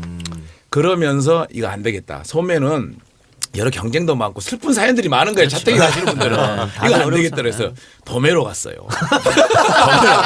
도매는 다 돈이 있는 놈들이니까 이런 걸 이겼을 때는 이거 당당하다 해가지고 진정한 거상. 예, 진정한 거상에 대해서 한 2달 동안 손가락질을 배우고 이제 경매법들을 이게 불법이지만 이거 도매 자격증을 사는 경우들이 있어요. 사서 내가 모자를 쓰고 들어가서 이제 뭐 과일을 막 500만 원치 300만 원치 사가지고 이제 소매인들에 파는 거 그걸 해보겠다. 큰 돈을 넣어야 큰 돈을 따니까. 그래서 이제 한 2개월 배워가지고 토마토, 참외부터 이렇게 해서 도매를 들어갔죠. 보통 사면 한 300만 원 사는데 300만 원 사면 400만 원이 돼야 되잖아요. 그런데 저는 이제 과일 벌 줄을 모르니까. 근데 컨벤에서 빨리 지나가니까 참외 좋은데 한 300상자 3만 원에 사자 하고 있으면 그 방송을 하시는 분이 이제 364번 남들 치고 15,000원 형성돼 있는데 3만 원에 살래? 300상자를 안 되는 거야 이 사람들. 평생 거기서 갈고 닦은 노하우를 따라갈 수가 없다고. 그렇죠, 그래서 전국 소매 1위였던 그래서 벌었던 돈들 다 날리고 다시 이제 뭐 대학로 연극 무대로 가고 연극판으로 돌아가고. 그랬으면은 사모님 되시는 분이 상당히 고생을 했을 것 같은데요. 고생. 이제 뭐 과일 장사, 신발 장사, 뻥튀기 장사, 뭐 장사 안 해본 장사들이 다 없어요. 하다가 대한민국 김철식이라는 연극으로 다시 돌아가게 되니까 아내는 그때 이제 막 큰애를 아까 영화를 꼭 찍으라는 큰애를 낳았던 상태였는데 바로 애 낳고 나서 이제 워낙 그 친구가 국문과를 이렇게 전공했으니까 바로 집에서 애들 가르치는 거 몇 사람들 모아서 그것 때문에 짭짤하게 이제 모든 그 생활비를 한 80%를 이렇게 감당하게 되니까 그래서 좀 더 편하게 이렇게 활동하게 됐죠. 그러니까 가장 역할은 오히려 아내분이 하셨네요. 다 하지는 않았죠 그 아내가. 왜냐하면 그 아내가 어떻게 애들을 모읍니까? 제가 전단지를 각종 아파트를 다니면서 꼬마들을 수집해 오고 어떻게 보면 반발했다고 볼 수 있습니다. 맞습니다. 알겠습니다. 야, 근데 이게 뭐 참 우리 박찬현 배우 시대를 잘 타고났네. 요즘 같은 시대에 저렇게 하잖아요. 결혼이 뭐야? 연애도 못 합니다. 연애도 못 해. 참 진짜 일찍 태어난 걸 감사하게 생각해야 되는데. 고맙습니다, 어머님. 66년에 낳아주셔서 고맙습니다. 86년, 90년에 하면 큰일 났을 거예요. 근데 어쨌든 우리 박철민 씨 대학 다닐 때 하고 그 환경하고 우리 지금 대학 다니는 학생들 환경하고 대단히 다릅니다. 우리는 박철민 씨가 대학 다닐 때는 그래도 캠퍼스에 낭만이라는 게 있었는데, 그죠? 우리 아무리 화염병 던지고 이렇게 했지만, 그러나 지금은 전부 스펙 경쟁에 내몰렸거든요. 그러니까 취업 전쟁, 그러니까 다른 걸 연애도 이제 못 한대요. 연애를 돌아볼 시간도 없고 이런 게 돼버렸는데 우리 그 후배들한테 한번 어떻게 좀 이야기 좀 해줄 게 있으면 좀 해주십시오. 글쎄요, 뭐 제가 좀 아주 괴짜고 엉뚱한 친구고 또 무식한 친구라서 저는 이제 낭만을 굳이 찾자면 학교에서 비둘기 잡아먹고 뭐 정말로 호수에서 물고기 잡아먹고 청명호수. 뭐 비둘기 같은 경우는 후레쉬 되면 바로 밤에는 꼼짝 못 하거든요. 비둘기 집 가서 그런 거 잡아서 먹던 그게 낭만은 아닐 거고요.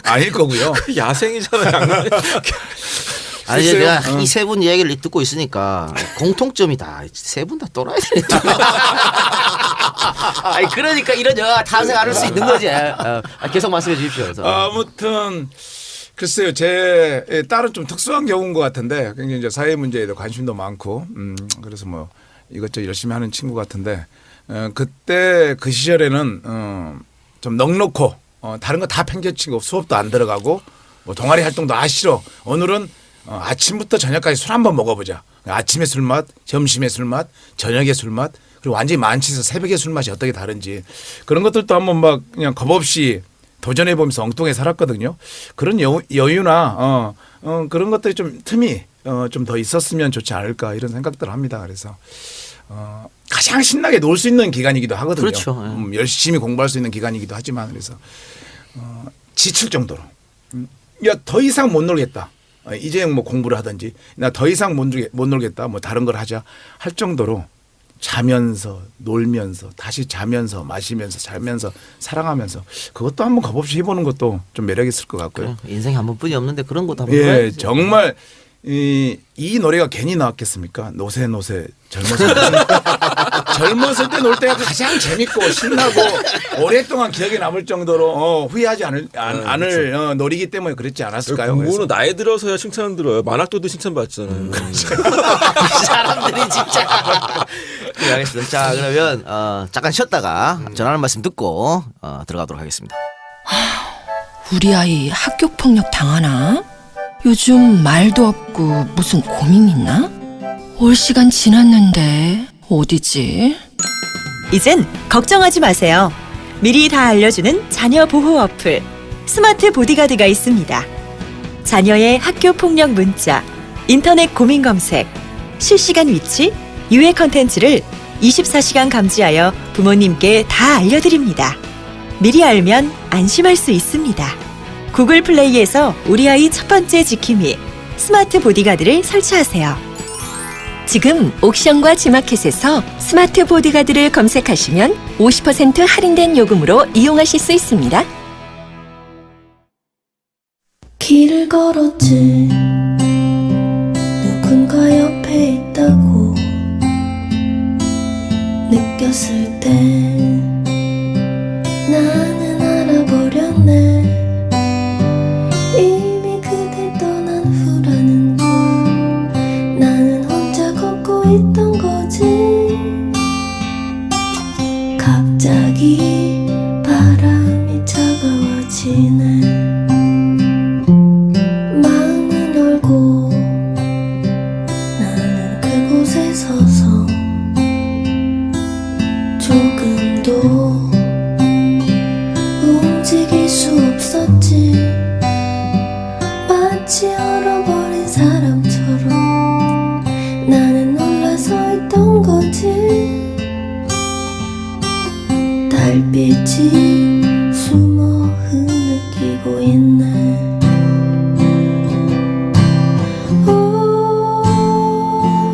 떠나버린 그 사람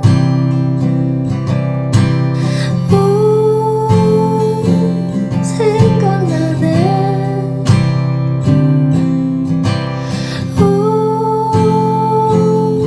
돌아선 그 사람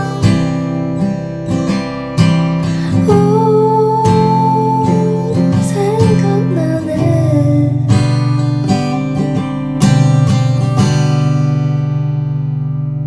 묻지 않았지 왜 나를 떠나느냐고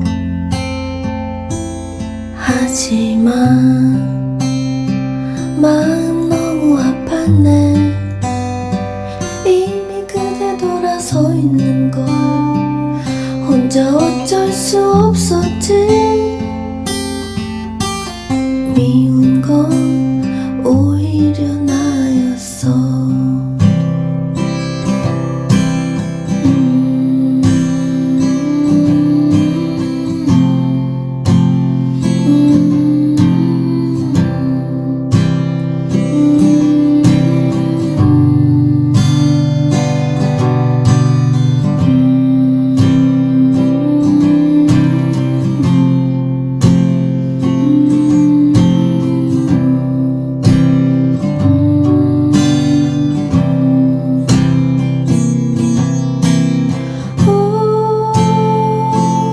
떠나버린 그 사람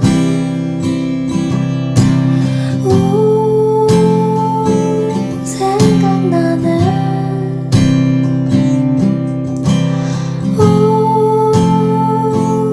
돌아서 그 사람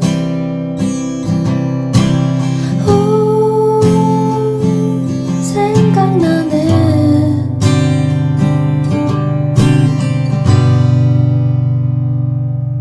묻지 않았지 왜 나를 떠나느냐고 하지만 마음 너무 아팠네 이미 그대 돌아서 있는 걸 혼자 어쩔 수 없었지 미운 건 오히려 나였어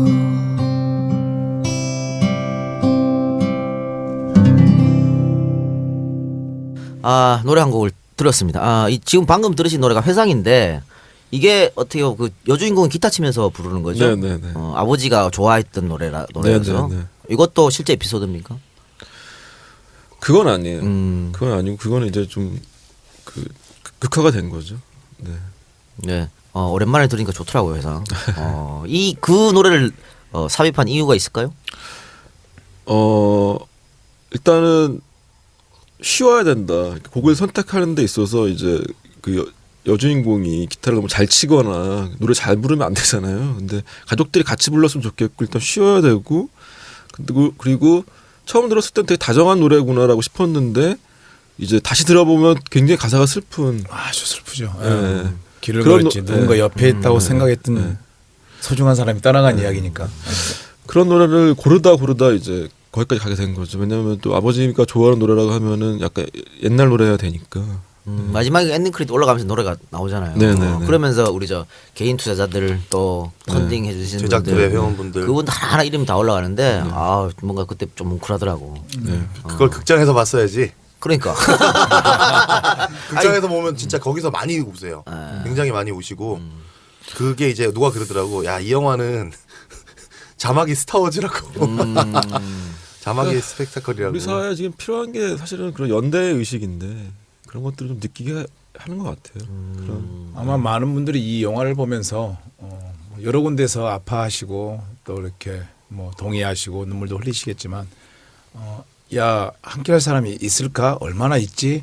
하는 생각도 더 많이 하셨을 텐데 우리 엔딩 크레딧에 수많은 사람들이 이렇게 참여한 그 이름들이 그것도 자기 이름 안 낸 사람도 많잖아요. 네. 힘내세요. 그렇죠. 힘내십시오. 힘내셔야 합니다. 고맙습니다. 감사합니다. 누구 아빠.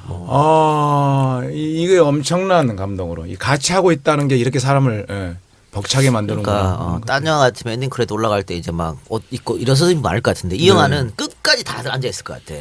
이게 다들 이거 하긴 하고. 그래서 보통 영화 극장 가면은 엔딩 크레딧이 중간에 잘리잖아요. 그래서 저희가 그거를 좀 두려워한 것도 있었고 뭐 철민이 형의 제안도 있었고 그래서 제작들이랑 개인 투자자분들 제일 먼저 나오게 엔딩 크레딧을 만들었어요.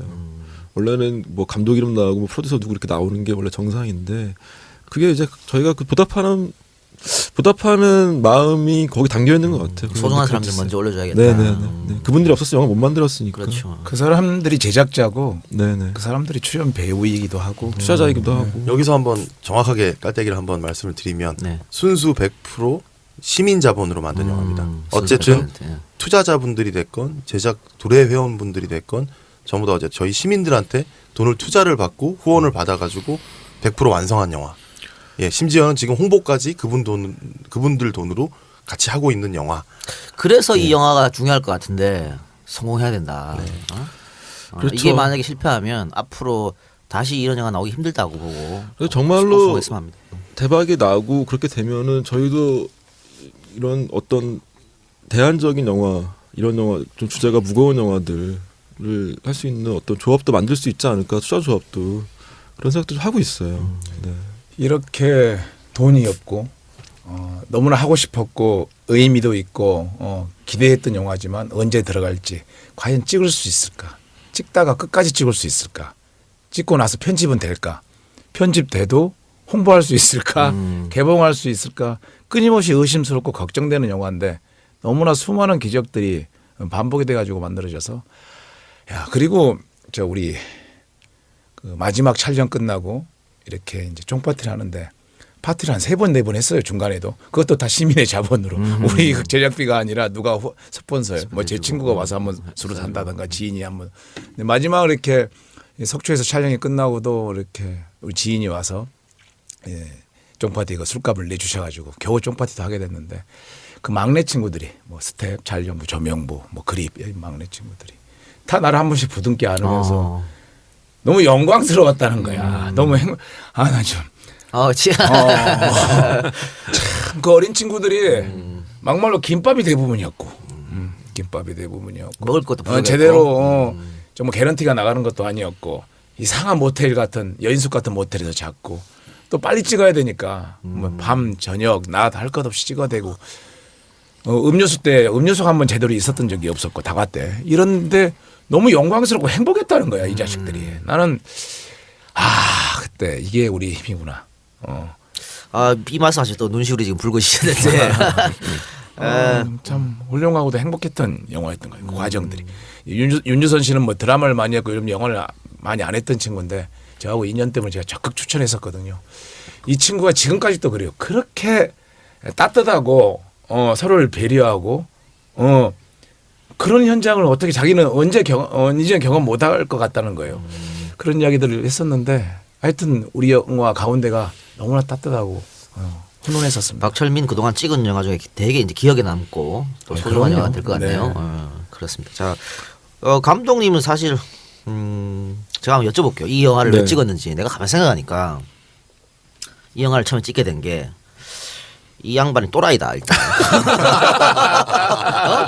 그게 아니면 네.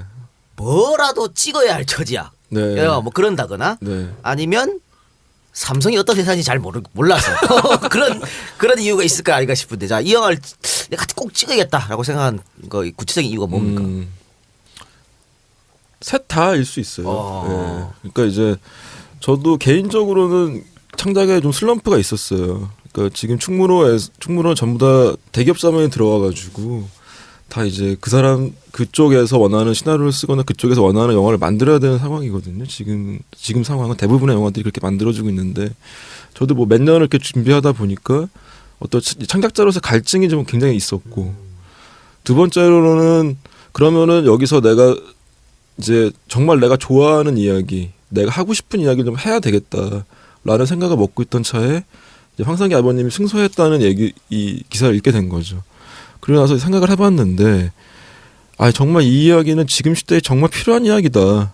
정말 필요한 영화가 될 것 같다라는 생각을 했어요.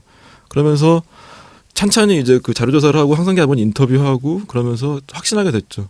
이건 정말 좋은 이야기 될 수 있겠다.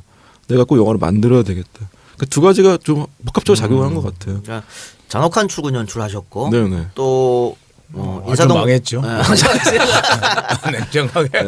인사동 스캔들하고 용호자 X의 현신. 네, 이거 시나리오 쓰셨고, 네네. 그러니까 어쨌든 크리에이티브 작업을 하시는 분인데, 네네. 그동안 다른 연출은 안 하셨고 계속 시나리오만 쓰다가 이번엔 시나리오랑 연출 다 동시에 하신 거죠. 그렇죠. 그러니까 이번 작품은 꼭 내가 연출까지 해야겠다. 네. 이런 생각이 있었다는 얘기죠. 처음에는 이런 생각을 했어요. 제가 정말 이제 우리나라 노동 환경도 정말 어렵고 정말 아프신 분들 되게 많잖아요. 이렇게 저렇게. 근데 처음에는 내가 만약에 연출을 못해도 좋다. 누구든지 저보다 잘나고 이제 잘하실 수 있는 분이 있고, 만약 그분이 그런 감독이 있어서 투자를 받을 수 있으면 그런 분들이 해도 상관없다고 생각을 했어요, 처음에는. 그래서 일단은 영화가 되건 안 되건 일단 시나리오부터 써놓고 보자라고 생각을 했어요. 그러면 그렇게 생각을 했었는데 누가 하겠어요? 그렇죠. 뭐 네. 또라이는 한 명이면 충분하지. 외관판에 또라이 한 명이면 충분한 거지. 네, 잔혹한 출근은 그 자체에 대한 이야기지 않습니까? 네, 그걸 네. 또 코믹으로 그렸던 거고, 네. 이 두 번째 연출 작품이 이제 이 영화인데, 어떤 무소불위 권력 삼성에 관한 이야기인데, 또 EJ 팬이기도 하시고, 네. 처음에 저랑 제일 처음 본 게 우리 저기 평택. 그렇죠. 쌍용자동차 네, 거기서 저하고 처음 만났었는데, 네. 원래 이 사회 어떤 이런 사회적인 문제에 대해서 관심이 많았었습니까? 없는 편은 아니었어요. 많은 편이라고 할 수 있죠. 보통의 사람들. 근데 대부분의 감독들이 사회 문제에 관심이 많은 편들이에요. 근데 이제 그래서 감독들이 저한테 그런 얘기 많이 하더라고요. 좀 부끄럽다. 너 정말 용기 있었던 것 같다라고. 왜냐하면은 지금 충무로는 소위 말하는 이제 상업영화라고 하죠. 그 상업영화라는 건 상업이라는 말이 붙으면서 좀 이상해지고 있는데, 모르지 자기들은 이제 흥행과 돈만을 위해서 영화를 만들고 있다고 자괴감들이 들어가는 것 같아요. 대부분의 감독들도.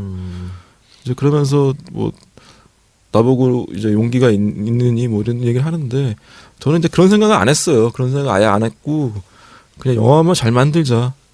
그러니까 우리가 그런 분들에 대해서 비난할 필요는 없고요. 네, 그럼요. 그럼요. 그렇죠. 우리 저 투자자분들이나 이런 감독 같은 우리 김 감독 같은 이런 분들한테 박수를 보내주면 되고, 그런 분들 그렇죠. 비난할 필요는 없을 것 같아요. 근데 우리 박 PD님 저기 천안 프로젝트가 석연치 않은 이유로 스크린에서 내려갔어요. 그런 일이 있었죠. 네네. 이 영화도 그렇게 될 것 같다는 걱정은 없습니까?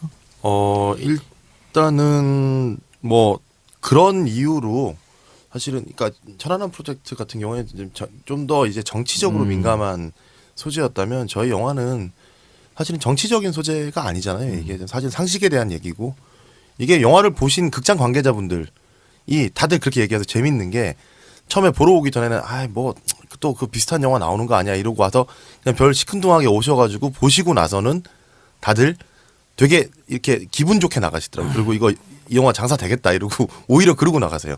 근데 관건은 이제 그분들을 극장으로 모시고 오는 게 이제 관건인 거죠, 저희한테. 일반 관객들. 그래서 관객들이 많이 찾아주시고 아까 말씀드렸듯이 예매도 많이 해주시고 첫 주에 그리고 뭐 단체 관람 문의도 지금 굉장히 많이 들어오고 있거든요. 이제 그렇게 해서 이제 이런 움직임들을 많이 보여주시면 그럼 극장은 사실은 그 장사하는 데거든요. 극장은 철저히 이제 장사 논리로 움직이는 데인데 관객들이 많이 보겠다는데 그걸 왜 내리겠느냐.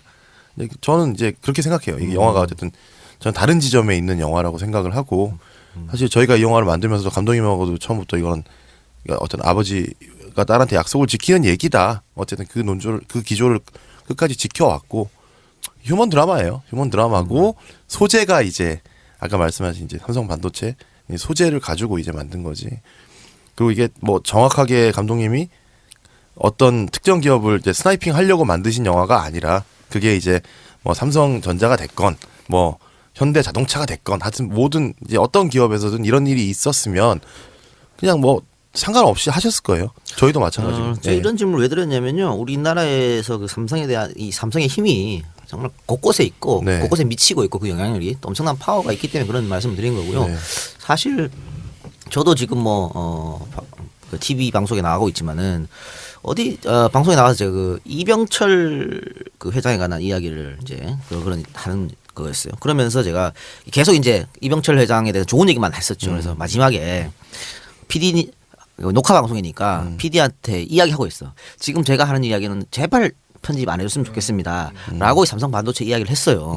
물론 이병철 회장이 반도체 그 영화에도 나옵니다. 영화에서 나오는데 그 비행기에 반도체 기술자들을 따로따로 태웠다고 같이 태우면 다 죽어버리면 안 되니까 그 정도로 심혈을 기울였었고 또 그 반도체 때문에 우리나라 사람이 대단히 발전했던 것은 사실이고 다만 그 반도체 때문에 죽어간 우리 젊은 직장인들이 있으니까 노동자들이 있으니까 거기에 대해서는 우리가 삼성에서 책임을 져야 한다. 이게 삼성이 자꾸 이거를 자기들의 책임이 아니라 그러고 우연이라 그러는데 우연이 자꾸 반복되면 더 이상 그건 우연이 아닌 거다. 이런 식으로 얘기를 하면서 내가 간곡하게 PD한테 부탁했는데 그게 잘렸어요. 편집이 됐다고. 근데 PD가 저한테 그런 이야기를 하더라고요. 이걸 올려도 방송국 자체 심의에서 또 잘린다. 결국은 이해를 해달라. 이 작가가 이해해달라 그렇게 얘기했는데 덧붙여서 한번 말씀드리면 되게 재밌는 게 이건 뭐 방송에서 얘기해도 될 것 같아요. 그러니까 저희가 사실은 많이들 질문하세요. 왜 합의 없었냐. 근데 사실은 아무리 그 기업이 힘이 세더라도 일개 기업이거든요. 어떤 뭐 행정력이나 공권력을 가지고 있는 데가 아니에요. 근데 이제 다들 이제 아까 말씀하신 것처럼 영향력을 미치고 있다. 맞아요. 그게 오히려 이제 내압 이 더 크더라고요. 자기 검열이 더 커요. 그렇죠. 우리 스스로가 위축되고. 그래서 특히 미디어 쪽은 어쨌든 광고가 이제 직결돼 있기 때문에 알아서 그냥 이제 그 검열을 하더라고요 스스로. 근데 되게 재밌는 거는 저희 이제 지인분들이 이제 삼성에 일하시는 분들 많아요. 얘기를 들어보니까 부산영화제 때 와서 우리 영화 보고 갔어요. 그 직원분들이 와서 일부러 보고 가시고 아니 어떤 반응을 보였냐 했더니 되게 어이없는. 재밌던데요 영화? 뭐 이런 사실은 오히려 그들은 별로 이렇게 저희한테 이를테면 뭐 직접적으로나 간접적으로 그렇게 막 이렇게 뭐 흔히들 말씀하신 외압이라고 말씀하시는 그런 건 뭐든지 없어요. 밑대가리가 문제들이죠. 내부 구성원들은 다 좋은 분들이세요. 뭐. 오히려 자기 검열이 문제입니다. 알아서들 커팅하시는 게. 그리고 저 비슷한 사회 고발 영화라고 할 수 있어요. 부러진 화살이라든가 변호인 이게 다 이 두 작품이 흥행과 작품성 모두 잡았습니다. 감독님으로서 부담감이 없을 수가 없겠는데요. 저는 뭐 손익분기점은 옮기면 됩니다. 왜 그래? 여기서 파티해야지. 근데 이제 그 사회 고발 저는 그렇게 얘기하고 사회 고발 영화 아닙니다라고 얘기를 종종 했어요. 그 이유는 뭐냐면 물론 이제 다른 일반적인 대중영화보다는 사회 고발적인 요소가 많이 들어가는데 사실 이 문제는 여러 지상파에서도 많이 다뤘던 문제예요. 그러니까 부러진 화살이나 도가니나 이런 것들처럼 전혀 알려지지 않은 사실도 아니거든요. 사실 대부분의 국민들은 사실 알고 있는 분들 굉장히 많아요. 그래서 이거를 저희가 뭐 어떻게 사회를 뭐 또 고발 차원에서 영화를 만든 건 사실 아니거든요. 제 입장에서는. 그래서 이제 뭐 좀 더 통쾌하게 고발을 하거나 이런 불만들 가지신 분들도 좀 있는 것 같아요. 이 작가님처럼. 예. 저요. 근데 시나리오에서 영화 만든 입장에서는 그래요. 그러면 만약에 그 회사를 고발하려고 한다면 그럼 김용철 변호사나 이런 분들을 주인공으로 하죠. 그게 훨씬 더 그 회사를 고발하는 영화에 가까운 거잖아요. 그게 아니면, 저희는 어쨌거나 아버님이 겪었던 일을 바탕으로 토대로 영화를 만든 그래서 거예요. 따뜻하게 휴먼으로 그렸다. 그러니까 휴먼이 많이 들어가긴 하는데 저는 이제 이 영화 자체는 어떻게 살 것인가에 대한 문제인 것 같아요. 질문인 것 같아요, 이 문제는. 그러니까 아버님을 옆에서 보게 되면은 제가 그 아버님 인터뷰하다 그런 생각했어요. 아버님이 만약에 중간에서 합의를 봤으면 아버님은 지금 편하게 살고 계실까? 심정적으로 절대 그렇게 못 사실 것 같아요. 그런데 아직 뭐 우리 청취자분들께서는 이 영화를 못 보셨겠지만 네. 전 본 입장으로서 내가 저 양반이었다면 그 아버지 역할이었다면 네. 어땠을까? 네. 굉장히 갈등했을 것 같아. 그렇죠. 또 쉽게 합의를 쉽게 해줬을 것 같아. 그게 당장 자식들 그 병원비도 있고 생활고도 겪고 네. 그 거액의 합의금을 준다 그러고 그러니까 누가 거기 안 흔들리겠습니까? 이게 실화가 아니었다면 이 자기적인 거죠. 이 내용이 어떻게 아버지가 끝내 합의를 안 해. 이건 말도 안 돼. 할 정도로. 합의를 안 하셨기 때문에 영화가 된 거죠, 사실은. 반대로 얘기하면. 그렇죠. 그리고 이제 영화 속에서 드러나지만 그 농사님이 저한테 해주신 말인데 우리가 왜 지금 합의를 안 하고 계속 이렇게 싸우고 있는지 영화가 잘 보여주고 있어서 고맙다는 하시더라고요. 그러니까 이제 영화에도 나오지만 여러 명의 거기서 합의를 하게 되면 산업재해 인정 못 받게 되면은 거기서 끝이거든요. 그렇죠. 그 수많은 환자들이 계속 발생하고 있는데 아직도 그런 부분에서 보면은 정말 대단하신 분이에요. 예, 쉬운 일이 아니라고. 네. 저 몇 번이나 저 자신 한번 대입해 봤는데 네. 저도 흔들릴 것 같은 생각이 들더라고요. 근데 정말 용기 있게 끝까지 싸워주셔서 그분 때문에 이제 사회가 바뀔 수도 있지 않습니까? 계속 그냥 합의하고 넘어가고 하면 계속해서 삼성에서 인정하지 않을 테고 법적 보호를 받지 못할 텐데. 대단한 삼성뿐만 용기다. 아니라 하여튼 그러니까 지금은 비정규직도 많고 비정규직 분들을 만약에 더 환자분이 더 많을 수도 있어요. 삼성뿐만 아니라 다른 회사들도 마찬가지고 전반적인 산업재해 문제에 대해서 쉽게 인정 안 하려고 그러죠. 우리 사회가 좀 더 재고해볼 수 있는 계기가 됐으면 좋겠어요. 그러니까 예를 들어서 그런 거거든요. 제가 이제 주변에 친구들이 아니라 우리나라 사람들의 인식이 좀 그런 게 뭐냐면은 노동자와 근로자가 다른 걸로 알고 계신 분들이 굉장히 많아요. 그리고 사무직 같은 경우에는 사무직 근로자라고 생각을 하죠. 노동자 생각 안 하시는 분들이 계세요. 사실은 예를 들어 사무직을 하다가 스트레스 때문에 암에 걸려도 그 산업재해거든요. 그것도 사실. 사무직 노동자죠. 그렇죠. 저는 저 같은 경우는 정신 노동자 아닙니까? 다 노동자죠. 그렇죠. 다 그런 노동자죠. 사회적 안정장치가 안 돼 있는 게 사실 우리나라 사회고 지금 그것에 대해 재고해 볼 수 있는 기회가 되면 참 좋죠. 그러니까 이 노동자들을 우리가 사주들이 소모품으로 생각이 그런 것 같아요. 그러니까 말 그대로 가족이라고 생각해야 되는데 이 사람들 때문에 우리 회사가 성장하고 먹고 살고 이렇게 생각해야 되는데 단순 소모품이라 생각하니까 얘 빠지면 다른 사람 쓰면 되지. 이렇게 아주 단순히 생각하니까 이런 문제가 있을 것 같은데 방금 가족 말씀드렸는데 원래 제목이 또 하나의 가족이었는데 바뀌었어요? 네. 이유가 있습니까? 그거는 아까 말씀드린 것처럼 이제 여러 가지 이제 저희가 예, 사실대로 말씀을 하세요. 네, 뭐 시원하게 아니요, 말씀하셔서. 그 외압은 없었어요. 지금 말씀드린 외압이라기보다는 예를 들어서 어떤 극장에 가서 시사회를 하겠습니다라고 했는데 그 극장에 있는 일하시는 분들이 그거 저희는 그런 영화 안 해요. 라고 얘기를 하는 경우가 비일비재하게 하는 거예요. 그러니까 제목만 딱 듣고서 그 회사 비판하는 영화 아닙니까? 라는 인식들. 그런 인식들이 수없이 걸리다 보니까 그 인식을 뛰어넘기가 굉장히 어렵더라고요. 이제 반대로 제가 이걸 말씀을 드렸어야 되는데 이게 이제 이런 이유가 있었어요. 실제로. 그러니까 이 내부 이 업계 내부 마케팅이라고 말씀드릴게 편하게. 업계 내부 마케팅에서 이제 그런 벽들이 존재를 했어요, 실제로. 이제 그래서 일단은 뭐 단순히 그것 때문에 워딩만 바뀐다고 영화가 바뀌진 않잖아요. 그렇죠. 근데 이제 그것 때문에만 바꾼 건 아니고요. 자, 그렇게 곰곰이 생각을 해봤어요. 이거 이 영화를 보기 되면은 관객들한테 다가가게 하기 위해서 우리가 다시 한번 생각을 해봐야 되겠다. 이 시점에서. 자, 이들도 어쨌든 그 잠재적 관객들인데 그 극장에서 일하시는 직원분들도 이제 역지사지로 생각을 해봤더니 또 하나의 가족이라는 제목이 정말 이 영화를 딱 봤을 때 기가 막힌 제목이거든요. 여러 가지 의미를 담고 있는 기가 막힌 제목이었는데 이 제목이 이제 일반인들이 딱 보시기에 되게 불편한 지점이 하나가 딱 있었어요. 뭐냐면 아까도 처음에 말씀드렸지만 이게 특정 기업을 스나이핑하기 위해서 만든 다큐멘터리 영화나 어떤 탐사보도 영화가 아닌데 그렇게 느끼시는 거죠. 이 영화가 그런 영화라고 그냥 생각하고 아예 그냥 제껴 놓으시는 분들, 제껴 놓으실 것 같은 분들이 되게 많더라고요 보니까. 근데 이제 아버님이 저희한테 이렇게 말씀을 하셨어요. 제목 바뀌었을 때도 아버님한테 전화를 드렸어요. 아버님은 상관없다. 본인은 이 영화가 오히려 많은 사람들하고 이 사실을 모르는 많은 일반인 분들하고 좀 많이 만났으면 좋겠다. 이제 오히려 그런 말씀을 하시더라고요. 그래서 그런 의미에서 제목 바뀐 게 본인은 더 좋다고 생각한다. 많이 볼 수 있게 해주세요. 그냥 편하게 이렇게 말씀하시더라고요. 아버님이 성격이 쿨하시네요. 예, 아버님. 그래요. 우리 박철민 씨는 예. 이 얼마 전에 변호인이라는 영화가 얼마 전도 아니에요. 지금도 계속 그냥 돌풍을 일으키고 있고 뭐 기록을 신기록을 설 것 같은데 사실 다들 그래요. 변호인은 송강호라는 배우가 없었다면 그렇게 성공할 수 없었을 것이다. 이런 얘기 많이 합니다. 사실적으로. 그러니까요. 그런 부담감 없습니까? 박철민 때문에 이 영화 망했다. 가장 큰 부담감이고요. 뭐 이렇게 연기하는 배우니까 누가 잘한다 못한다를 따라서 다른 배우잖아요. 그래서 이제 비교를 이렇게 당하기 싫고.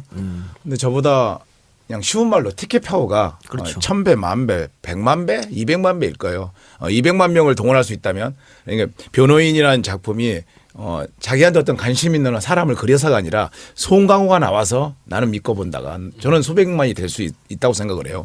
잘은 모르지만 그 수치를. 저는 한 10표도 안 돼요.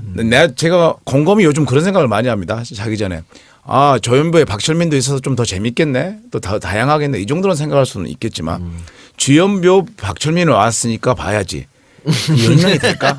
내 어떤 첫사랑 아니면 또 정말 친했는데 30년 동안 못 만났던 친구 이 친구 영화라도 실컷 봐야지 해서 보는 10표 말고는 도대체 누가 나를 이 박철민이라는 이름 때문에 이 영화를 선택할까? 너무나 우울해지고 슬퍼지는 거예요. 그 칼 들고 오셨던 과일 장사분은 보실 것 같은데. 그분은 안 보시더라도 그 아내분과 얘들은 보지 않을까 생각을 하는데 하여튼 그런 것들 때문에 부담감 뭐 그 스스로 막 좀 아파가지고 또 미안해가지고 여러 군데 사람들한테 막 이렇게 자괴감이 들기도 하고 저번에 부산 시사회 끝나고 올라오면서 이렇게 잠깐 마케팅 회의를 했는데 우리가 생각보다는 지금 많이 끌어올라오지 않고 있다. 이 홍보 전략에 맞춰서 봤을 때 그런 이야기를 듣고 나서 감독한테 야, 김 감독 송강호나 김윤석을 캐스팅하셨어요. 정말 그건 제 진심이었거든요.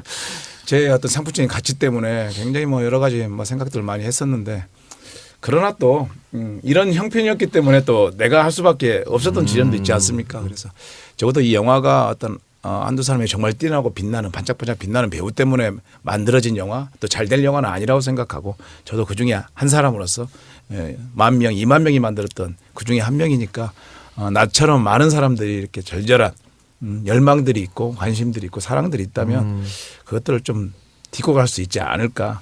그리고 한편으로 내가 티켓표가 정말 이렇게 없으니 변호인보다 한 10분의 1만 들었으면 좋겠다. 그러면 얼마나 행복할까 막 이런 생각들도 해보고 하면서 겨우겨우 지나가고 있습니다. 아까 막내 스태프들이 다들 끝날 때 안아주고 이렇게 했다는데 그거는 그런 것 같아요. 이 영화의 어쨌든 중심이라는 게 박철민이라는 사람이었고 스태프들이 이 양반을 믿었기 때문에 이렇게 다들 마지막에 포옹도 해주고 그랬던 것 같은데 그 스태프들과의 호흡 또 신인 배우들과의 호흡 이런 건 어땠습니까?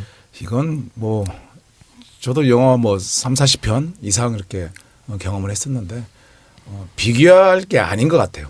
이건 한 사람 한 사람이 어떤 책임감 또 의무 또 어떤 자랑스러움 뭐 이런 것들이 많이 뭐 여러 가지들이 교차돼 가지고 굉장한 큰 자부심을 가지고서 임했던 것 같고 그래서 첫날 우리 딸이 죽는 장면이었는데 뭐 첫 촬영이 형편상 서로가 믿고 좀 신뢰하고 또 보듬어주고 혹시 보일 수 있는 약점들을 가려주고 하려는 마음들이 몸에 배어 있어서 따뜻하게 너 실컷 울고 마음껏 울어라. 또 유서진 씨가 저를 또 배려하는 마음 이런 것들이 확인도 안 했는데 이미 커져 있었기 때문에 그런 힘들이 모여져서 혹시 좀 더 이 영화를 탄탄하고 또 빛나게 완성시키는데 힘이 되지 않았을까. 그리고 뭐 스텝 부분에 보충을 해드리자면은 저희가 이제 이런 영화를 하면서 이제 스텝들도 이제 영화 노동자들인데 페이를 안 주고 일을 하거나 이런 경우가 생기면 안 된다라는 합의가 있었어요. 그래서 그건 당연한 거죠. 그래서 일단 막내들부터 이제 페이가 일단 다 지불을 했었고 그다음에 촬영 감독님하고 저하고 또 암묵적인 합의를 한 거는 12시간 이상 찍지 말자였어요. 그래서 보통 이제 이런 영화를 하게 되면은 24시간, 36시간 잠도 안 자고 찍고 이러는 경우가 있는데 저희 같은 경우는 사실 12시간 이상 찍어본 적이 아마 거의 없었어요. 그러면서 오히려 스태프들의 분위기는 더 좋았던 것 같아요. 그러니까 딱 지켜야 될 시간만 노동 시간만 딱 지키고 그러면서 그게 이제 이 현장의 분위기가 좋게 만든 이유 중에 하나가 아니었나. 너무 큰 매력이 막내들은 개런티를 받은 영화. 아주 작지만 뭐 이렇게 이제 책임자들 그리고 뭐 우리가 그러니까 박 배우님을 포함해서 이제 배우들 스텝장들은 뭐 개런티를 못 받았지만 감독 프로듀서는 가장 나중에 받았고 이건 뭐 어쨌든 이게 손익분기점을 훨씬 뛰어넘어서 성공하면 그때는 다 돌아가지 않습니까? 정상적으로. 그렇죠. 아까 저는 뭐 제가 좀 요즘 그걸 많이 고민하고 있어요. 좀 뭐 정리는 안 된 상태인데 정말 우리 이 작가님이 이렇게 자신하니까 이 파워에 대해서 여기서 말씀드려도 될 것 같은데 요즘 한 며칠간 고민을 했어요. 확인할수록 이건 내가 만든 게 아니야. 김 감독이 만든 게 아니야. 박성일이가 만든 게 아니더라고. 확인하면 확인할수록 만나면 만날수록 그 10,000명이 만들고 거고 직접 이렇게 투자는 안 하셨지만 둘의 참여는 안 하셨지만 이 관심 사랑들이 만든 거라는 생각들이 너무 곳곳에서 보이는 거예요. 근데 그러면 내가 이 영화를 좀 더 많은 사람들한테 전할 수 있는 길이 무엇일까?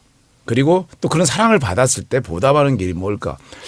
그 고민들을 많이 하다가 야 내가 개런티 한 번도 못 받았지만 못 받았기 때문에 이 손익 분기점이 넘고 그래서 혹시 우리한테 더 나오는 금액들이 생겼을 때 제작에서 너무도 크게 이렇게 내 어떤 부분을 인정해줘가지고 제작진은 한 10%를 준다는 이렇게 약속을 했거든요.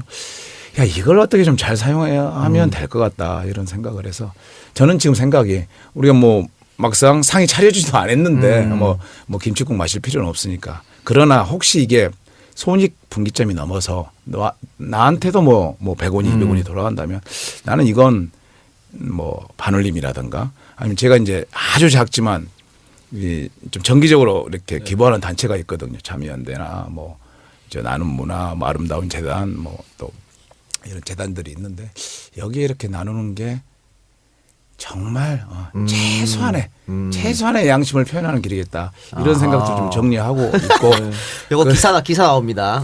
방금 하신 거 기사가 나옵니다. 기사가 돼야 이게 번복이 안 되니까 차라리 기사 나오는 게 낫습니다. 우리 이제 방송 듣고 있는 기자분들 이거 쓰시기 바랍니다. 전액 기부를 하겠다. 전액입니까? 전에 세금까지 포함해서 전부 다 내 생각이고요. 이건 뭐 알리려고 한 생각은 아니고요. 아내한테는 이야기를 했어요. 그랬더니 당신도 참 철이 있는 구석은 있어 하고 하면서 이렇게 응원을 해줘서 그리고 실은 저는 아직도 많이 불림을 많이 당하고 있고요.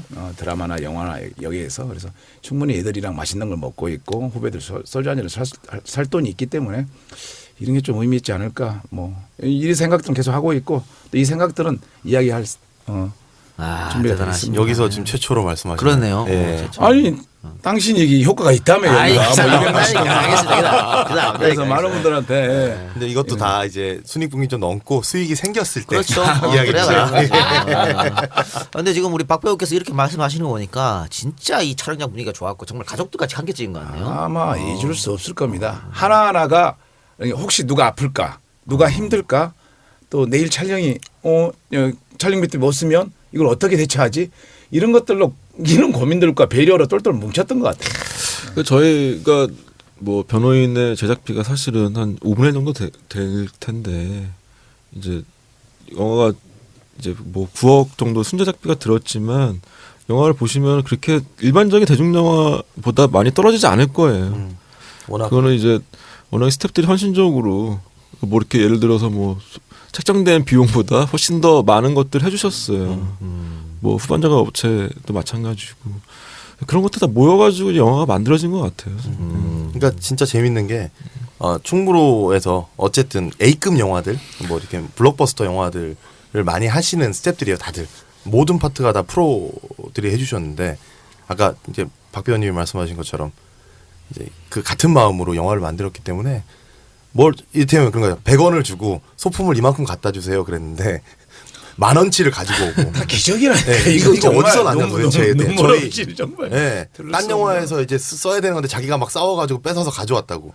이제 그런 식으로 해서 영화가 아주 풍성하게 차 있어요. 다른 네, 영화 제작 현장에서 우리 영화를 응원하는 친구들이 제작팀에서 과자 같은 거, 음료수 그렇죠. 같은 거 우리 남았으니까 같이 좀 먹어라. 이거 주는 것들은 뭐 비일비재 있으니까. 네, 제작자 이 얘기해도 돼요. 이거는 은밀하게 위대하기를 제작하신 제작사에서 제작자가 직접 두 분이서 이제 자기 자가용에다가 남은 부식들을 다 싸가지고 저희 사무실로 갖다 주시고 버리기 애매해서 그렇던 저 우리 이야기는 좀 하고 싶은데 우리 촬영 감독님이 지금 대한민국에서 최고로 잘 나가는 촬영 감독님이에요. 그렇다고 하대요. 뭐 베를린, 도둑들, 타짜 뭐 헤아릴 수 없지 않습니까? 이번에 국제시장까지. 네, 국제시장까지. 근데 이 친구가 이미 우리 영화 찍을 그 기간에 모 프로젝트 블록버스터 뭐 수억을 받고 이렇게 계약 바로 도장만 찍으면 되는 그 시점까지 와 있던 상태에서 우리 대본을 드렸던 거예요. 우리 대본 때문에 고민을 하다가 우리 대본을 하기로 하고 그쪽 영화사에 가서 이래저래 해서 이 영화를 찍고 와야겠다. 좀 배려할 수 있느냐. 근데 그 영화도 엄청난 큰 영화고 너무나 중요한 스케줄이 있는데 난감해하죠. 그러니까 그럼 그건 못하겠다. 시원하지 안 받는 우리 작품을 선택하기 위해서. 그분도 노게런티로. 아까 말씀하신 또라이입니다. 네, 정말로 이런 힘들이 충무로의 최고의 스태프들이 정말 자기 앞에 너무나 잘 차려진 한정식을 두고 부엌으로 와서 누룽지를 같이 훑어 먹겠다고 이런 게 참 그래 없이 사는 것들이 나눠야지 뭐 어떡합니까. 뭐 아무로라도 나눠야지 뭐 없으면은. 자 그런데 우리 사실 우리 EJ도 사실 사회 고발 많이 하지 않습니까? 또 묻혀 있는 잘 알려지지 않은 역사 이야기하면서 그런 것들 또 사회 부조리 또 뭐 이런 거 약자에 대한 것들 이런 거 얘기 많이 하는데 그런 면에 있어서 이 영화랑 닮은 점이 좀 많다고 보는데 근데 저는 이 EJ를 만나면서 항상 고민하는 게 그거예요.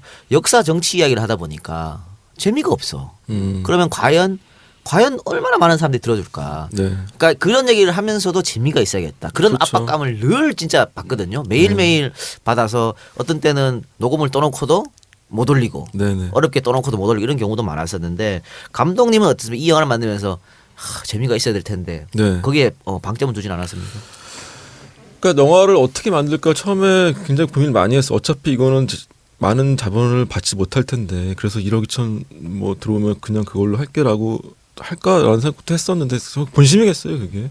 그게 아니라 이거는 황상기 아버님의 뜻인 황상기 아버님이 항상 이제 괴로워하시는 게 어려워하시는 게 아무리 얘기를 해도 받아쓰는 언론이 없고 알아주는 사람들이 없는 거예요. 그러면 이 영화를 만드는 데 있어서 제가 뭐 영화제용 영화를 만들거나 아니면 뭐 이렇게 소수의 사람들만 이렇게 인정해주는 그런 영화를 만들거나 그러면 안 되겠다 싶더라고요. 그러니까 대중적으로 가장 쉽게 다가갈 수 있는 영화를 만들어야지 이 영화를 만드는 좀 의미가 있겠다. 맞아, 이 작가님 하신 거랑 같은 고민인 것 같아요. 그게 그래서 택한 방식이 가족 드라마가 될 것 같다. 그 다음에 부정을 내세워야 되겠다라는 것이 이제 가장 컸던 거죠. 그게 가장 쉽거든요. 사실 보편적인 정서에 기대지 않으면은 이 영화를 볼 만한 힘이 사실 없어지는 거예요. 어쨌든 많이 보셔야 되니까 네. 그렇죠. 거기에 되면 재미라든가 혹은 감동 코드라든가 넣어야 되니까 아마 되게 어려웠을 것 같은. 그렇죠. 그러니까 보통의 70만 명 말이 70만 명인데 한국의 인구가 사실 5천만 명이에요. 5천만 명 중에 지금 뭐 보통 들은 영화가 150만 200만 명 들잖아요. 그 쉬운 숫자가 아니에요. 그게. 이제 잠실 야구장에서 3만 명이 꽉 찼다가 그렇죠. 야구 끝나고 나오는 걸 보면 인산인해를 그렇죠. 느낄 수 있거든요. 네. 무섭게 많거든요. 네. 근데 100만이 넘는다. 엄청나게 큰 거죠. 축복이죠. 이 영화인들한테. 우리 박철민 씨는 혹시 네. 이 영화 찍고 나서 이 영화 빵 떴어 어쨌든 찍고 나서 다른데 출연이 끊어진다면 그때도 후회하지 않으실 자신이 있습니까? 후회하겠죠. 너무 쉽게 말하네요. 후회도 그 후회 부분보다는 참여하길 잘했다는 그 생각이 더 크겠죠. 그래서 그걸 이겨내지 않을까요? 아니 저는 닭 만약에 끊어져서 후회가 어떻게 되냐면 내 기부한다는 거 그게 더 그거라도 받을 걸. 이게 뭐 몇백만이 됐다, 1,000만이 넘었다, 그럼 수십억일 텐데 그 후회는 아주 클 것 같습니다. 참 그래도 오늘 세 분 모셔서 유쾌하게 지금 이야기를 하고 있는데 영화가 하여튼 잘 됐으면 바람이고 우리 이 영화 개봉 전에 어떤 다른 행사는 없습니까? 영화 시사회를 개봉 전에 지금 또 한다든가. 현재 그 제작둘의 시사를 지금 진행을 하고 있고요. 지금 앞으로 남은 시사가 이제 오늘 이제 저희가 또 비행기 타고 내려가는데 광주, 광주에서 이제 광주 둘의 분들 좀 만나 뵙고 20일날 이제 언론 배급 시사부터 해서 많은 시사들이 남아 있어요. 국회에서도 저희가 시사를 진행을 하고요. 그리고 27일날 이제 전국 시사가 있습니다. 전국 10개 도시에서 동시에 이제 같은 한날 1시에 이제 진행하는 시사가 대규모 시사가 하나 남아 있고요. 그러고 나면 이제 설 지나서 2월 6일날 개봉을 하게 되는 거죠. 그런데 변호인이라는 영화는 어쨌든 언론에서 많이 써줬습니다. 그렇죠. 굉장히 많이 다뤄졌거든요. 그런데 이 영화는 아직 언론에서 관심이 별로 없는 것 같아요. 맞아요. 이게 많이 써주시려고 노력하시는 분들이 많아요. 기자분들이 많은데 모르겠어요. 이게 취재를 오신 분들은 많은데 기사가 그만큼 안 나가는 이유가 뭘까요? 약간 그런 것도 좀 고민이 되고 그리고 특히 아까 제가 처음에 말씀드렸듯이 공중파 이제 3사 분들은 이게 아무래도 이게 쉽지가 않으신 것 같아요. 제가 보기에는. 그래서 이제 흔쾌히 이를테면 수락을 안 해주시는 분들이 많고 고민을 하시다가 결국에는 못하겠다고 연락 오시는 분들도 있고 그래서 사실은 저희는 이제 저희 팟캐스트를 통해서 이제 영화가 어쨌든 알려지고 많은 분들이 모여서 이제 만들어진 건데 일단은 저희가 알릴 수 있는 루트는 최대한 많이 알리고 이제 그분들한테도 부탁을 드리는 게 이제 주변 분들한테 좀 많이 알려달라. 다른 영화들보다 재밌게 보셨으면 물론 전제 조건은 그렇습니다. 이게 그것이 알기 싫다 해서 처음에 홍보를 해주셔서 대단히 고맙고 제가 대신 감사하다는 말씀드리고 또 저희도 이렇게 지금 해드린다고 이렇게 노력은 하지만 사실은 그래도 공중파의 위력하고는 비교할 수 없거든요. 그렇죠. 공중파에서 한번 해주면 훨씬 더 효과가 있을 텐데 현실적 어려움이 있으니까 또 우리 이제 팬 여러분께서 입소문을 좀 많이 해주시고 다시 한번 말씀드립니다만은 네이버에 들어가셔서 클릭 찾아서 예고편입니다. 극장에 전화하기. 예고편 많이 봐주시고 그렇게 좀 해주시기를 부탁드리면서 마지막으로 영화에 대해서 못했던 이야기 하고 싶은 말씀이라든가 이제 팬들한테 전하고 싶은 말이 돌아가면서 한 분씩 얘기해 주시고 마치는 시간 갖도록 하죠.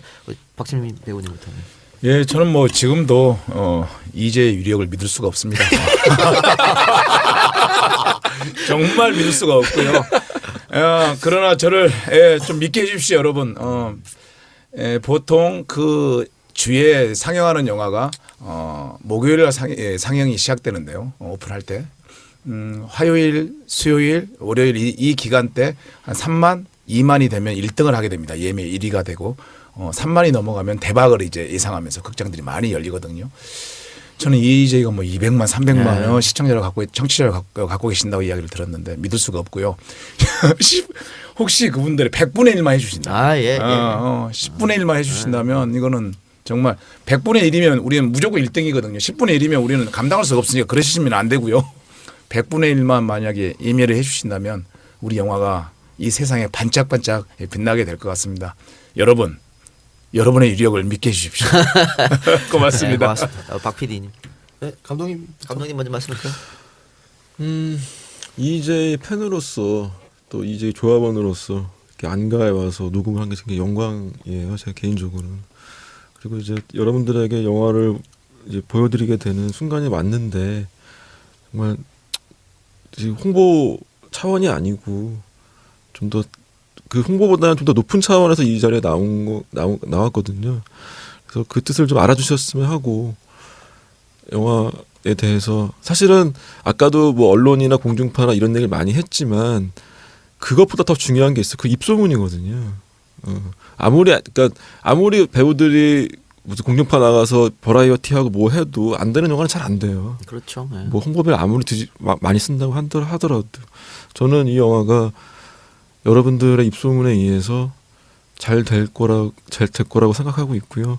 그 영화를 개봉할 수 있게 끝까지 좀 지켜봐 주시고 그다음에 영화가 내리는 날까지 개봉하는 날까지 좀 지켜주셨으면 좋겠습니다. 네. 네. 감사합니다. 네. 한 15억 정도 되는 아까 말씀드렸던 이제 일반 시민들의 그 돈으로 만들어진 영화입니다. 이 또 하나의 약속이라는 영화는. 근데 이제 아까 박철민 배우님이 말씀하셨던 것처럼 저희도 이제 그걸 많이 느껴요. 이게 그 15억이란 돈이 정말 큰 돈이고 그게 이제 1억 5천이 됐건 1,500만 원이 됐건 간에 정말 큰 돈이거든요. 근데 이제 돈의 액수보다 정말 마음으로 여러분들의 마음이 모여서 만들어진 영화 같습니다. 이 여러분들의 마음이 모여서 만들어진 이 영화가 좀 많은 분들이 이 마음을 함께 좀 나누셨으면 좋겠다. 나는 그런 바람이 큽니다. 저희 우리 EJ 저희 생활협동조합 대의원으로서 예, 다시 한번 좀 부탁을 좀 드리겠습니다. 저희 뭐 솔직히 부탁을 좀 드릴게요. 예, 감사합니다. 예, 첫 주에 좀 많이들 보러 와주십시오. 많이 예매해 주시고 예, 그러면은 더 많은 분들이 예 보실 수 있습니다. 알겠습니다. 그렇습니다. 이게 어떻게 보면은 다윗과 골리앗의 싸움이라고 저는 개인적으로 생각 드는데 그 거대한 골리앗과 싸워서 이기는 다윗도 필요하다고 봅니다. 또 거대 기업의 악행에 맞서서 이길 수 있는 이런 전례를 만들어야. 그러니까 우리가 흔히 말해서 계란으로 바위치기다. 하지 마라 뒤로 빠져라 이런 얘기 많이 하는데 계란으로 바위치기 절대 무모한 짓이 아니라는 그거를 우리 한번 이 영화가 입증해줬으면 좋겠고요.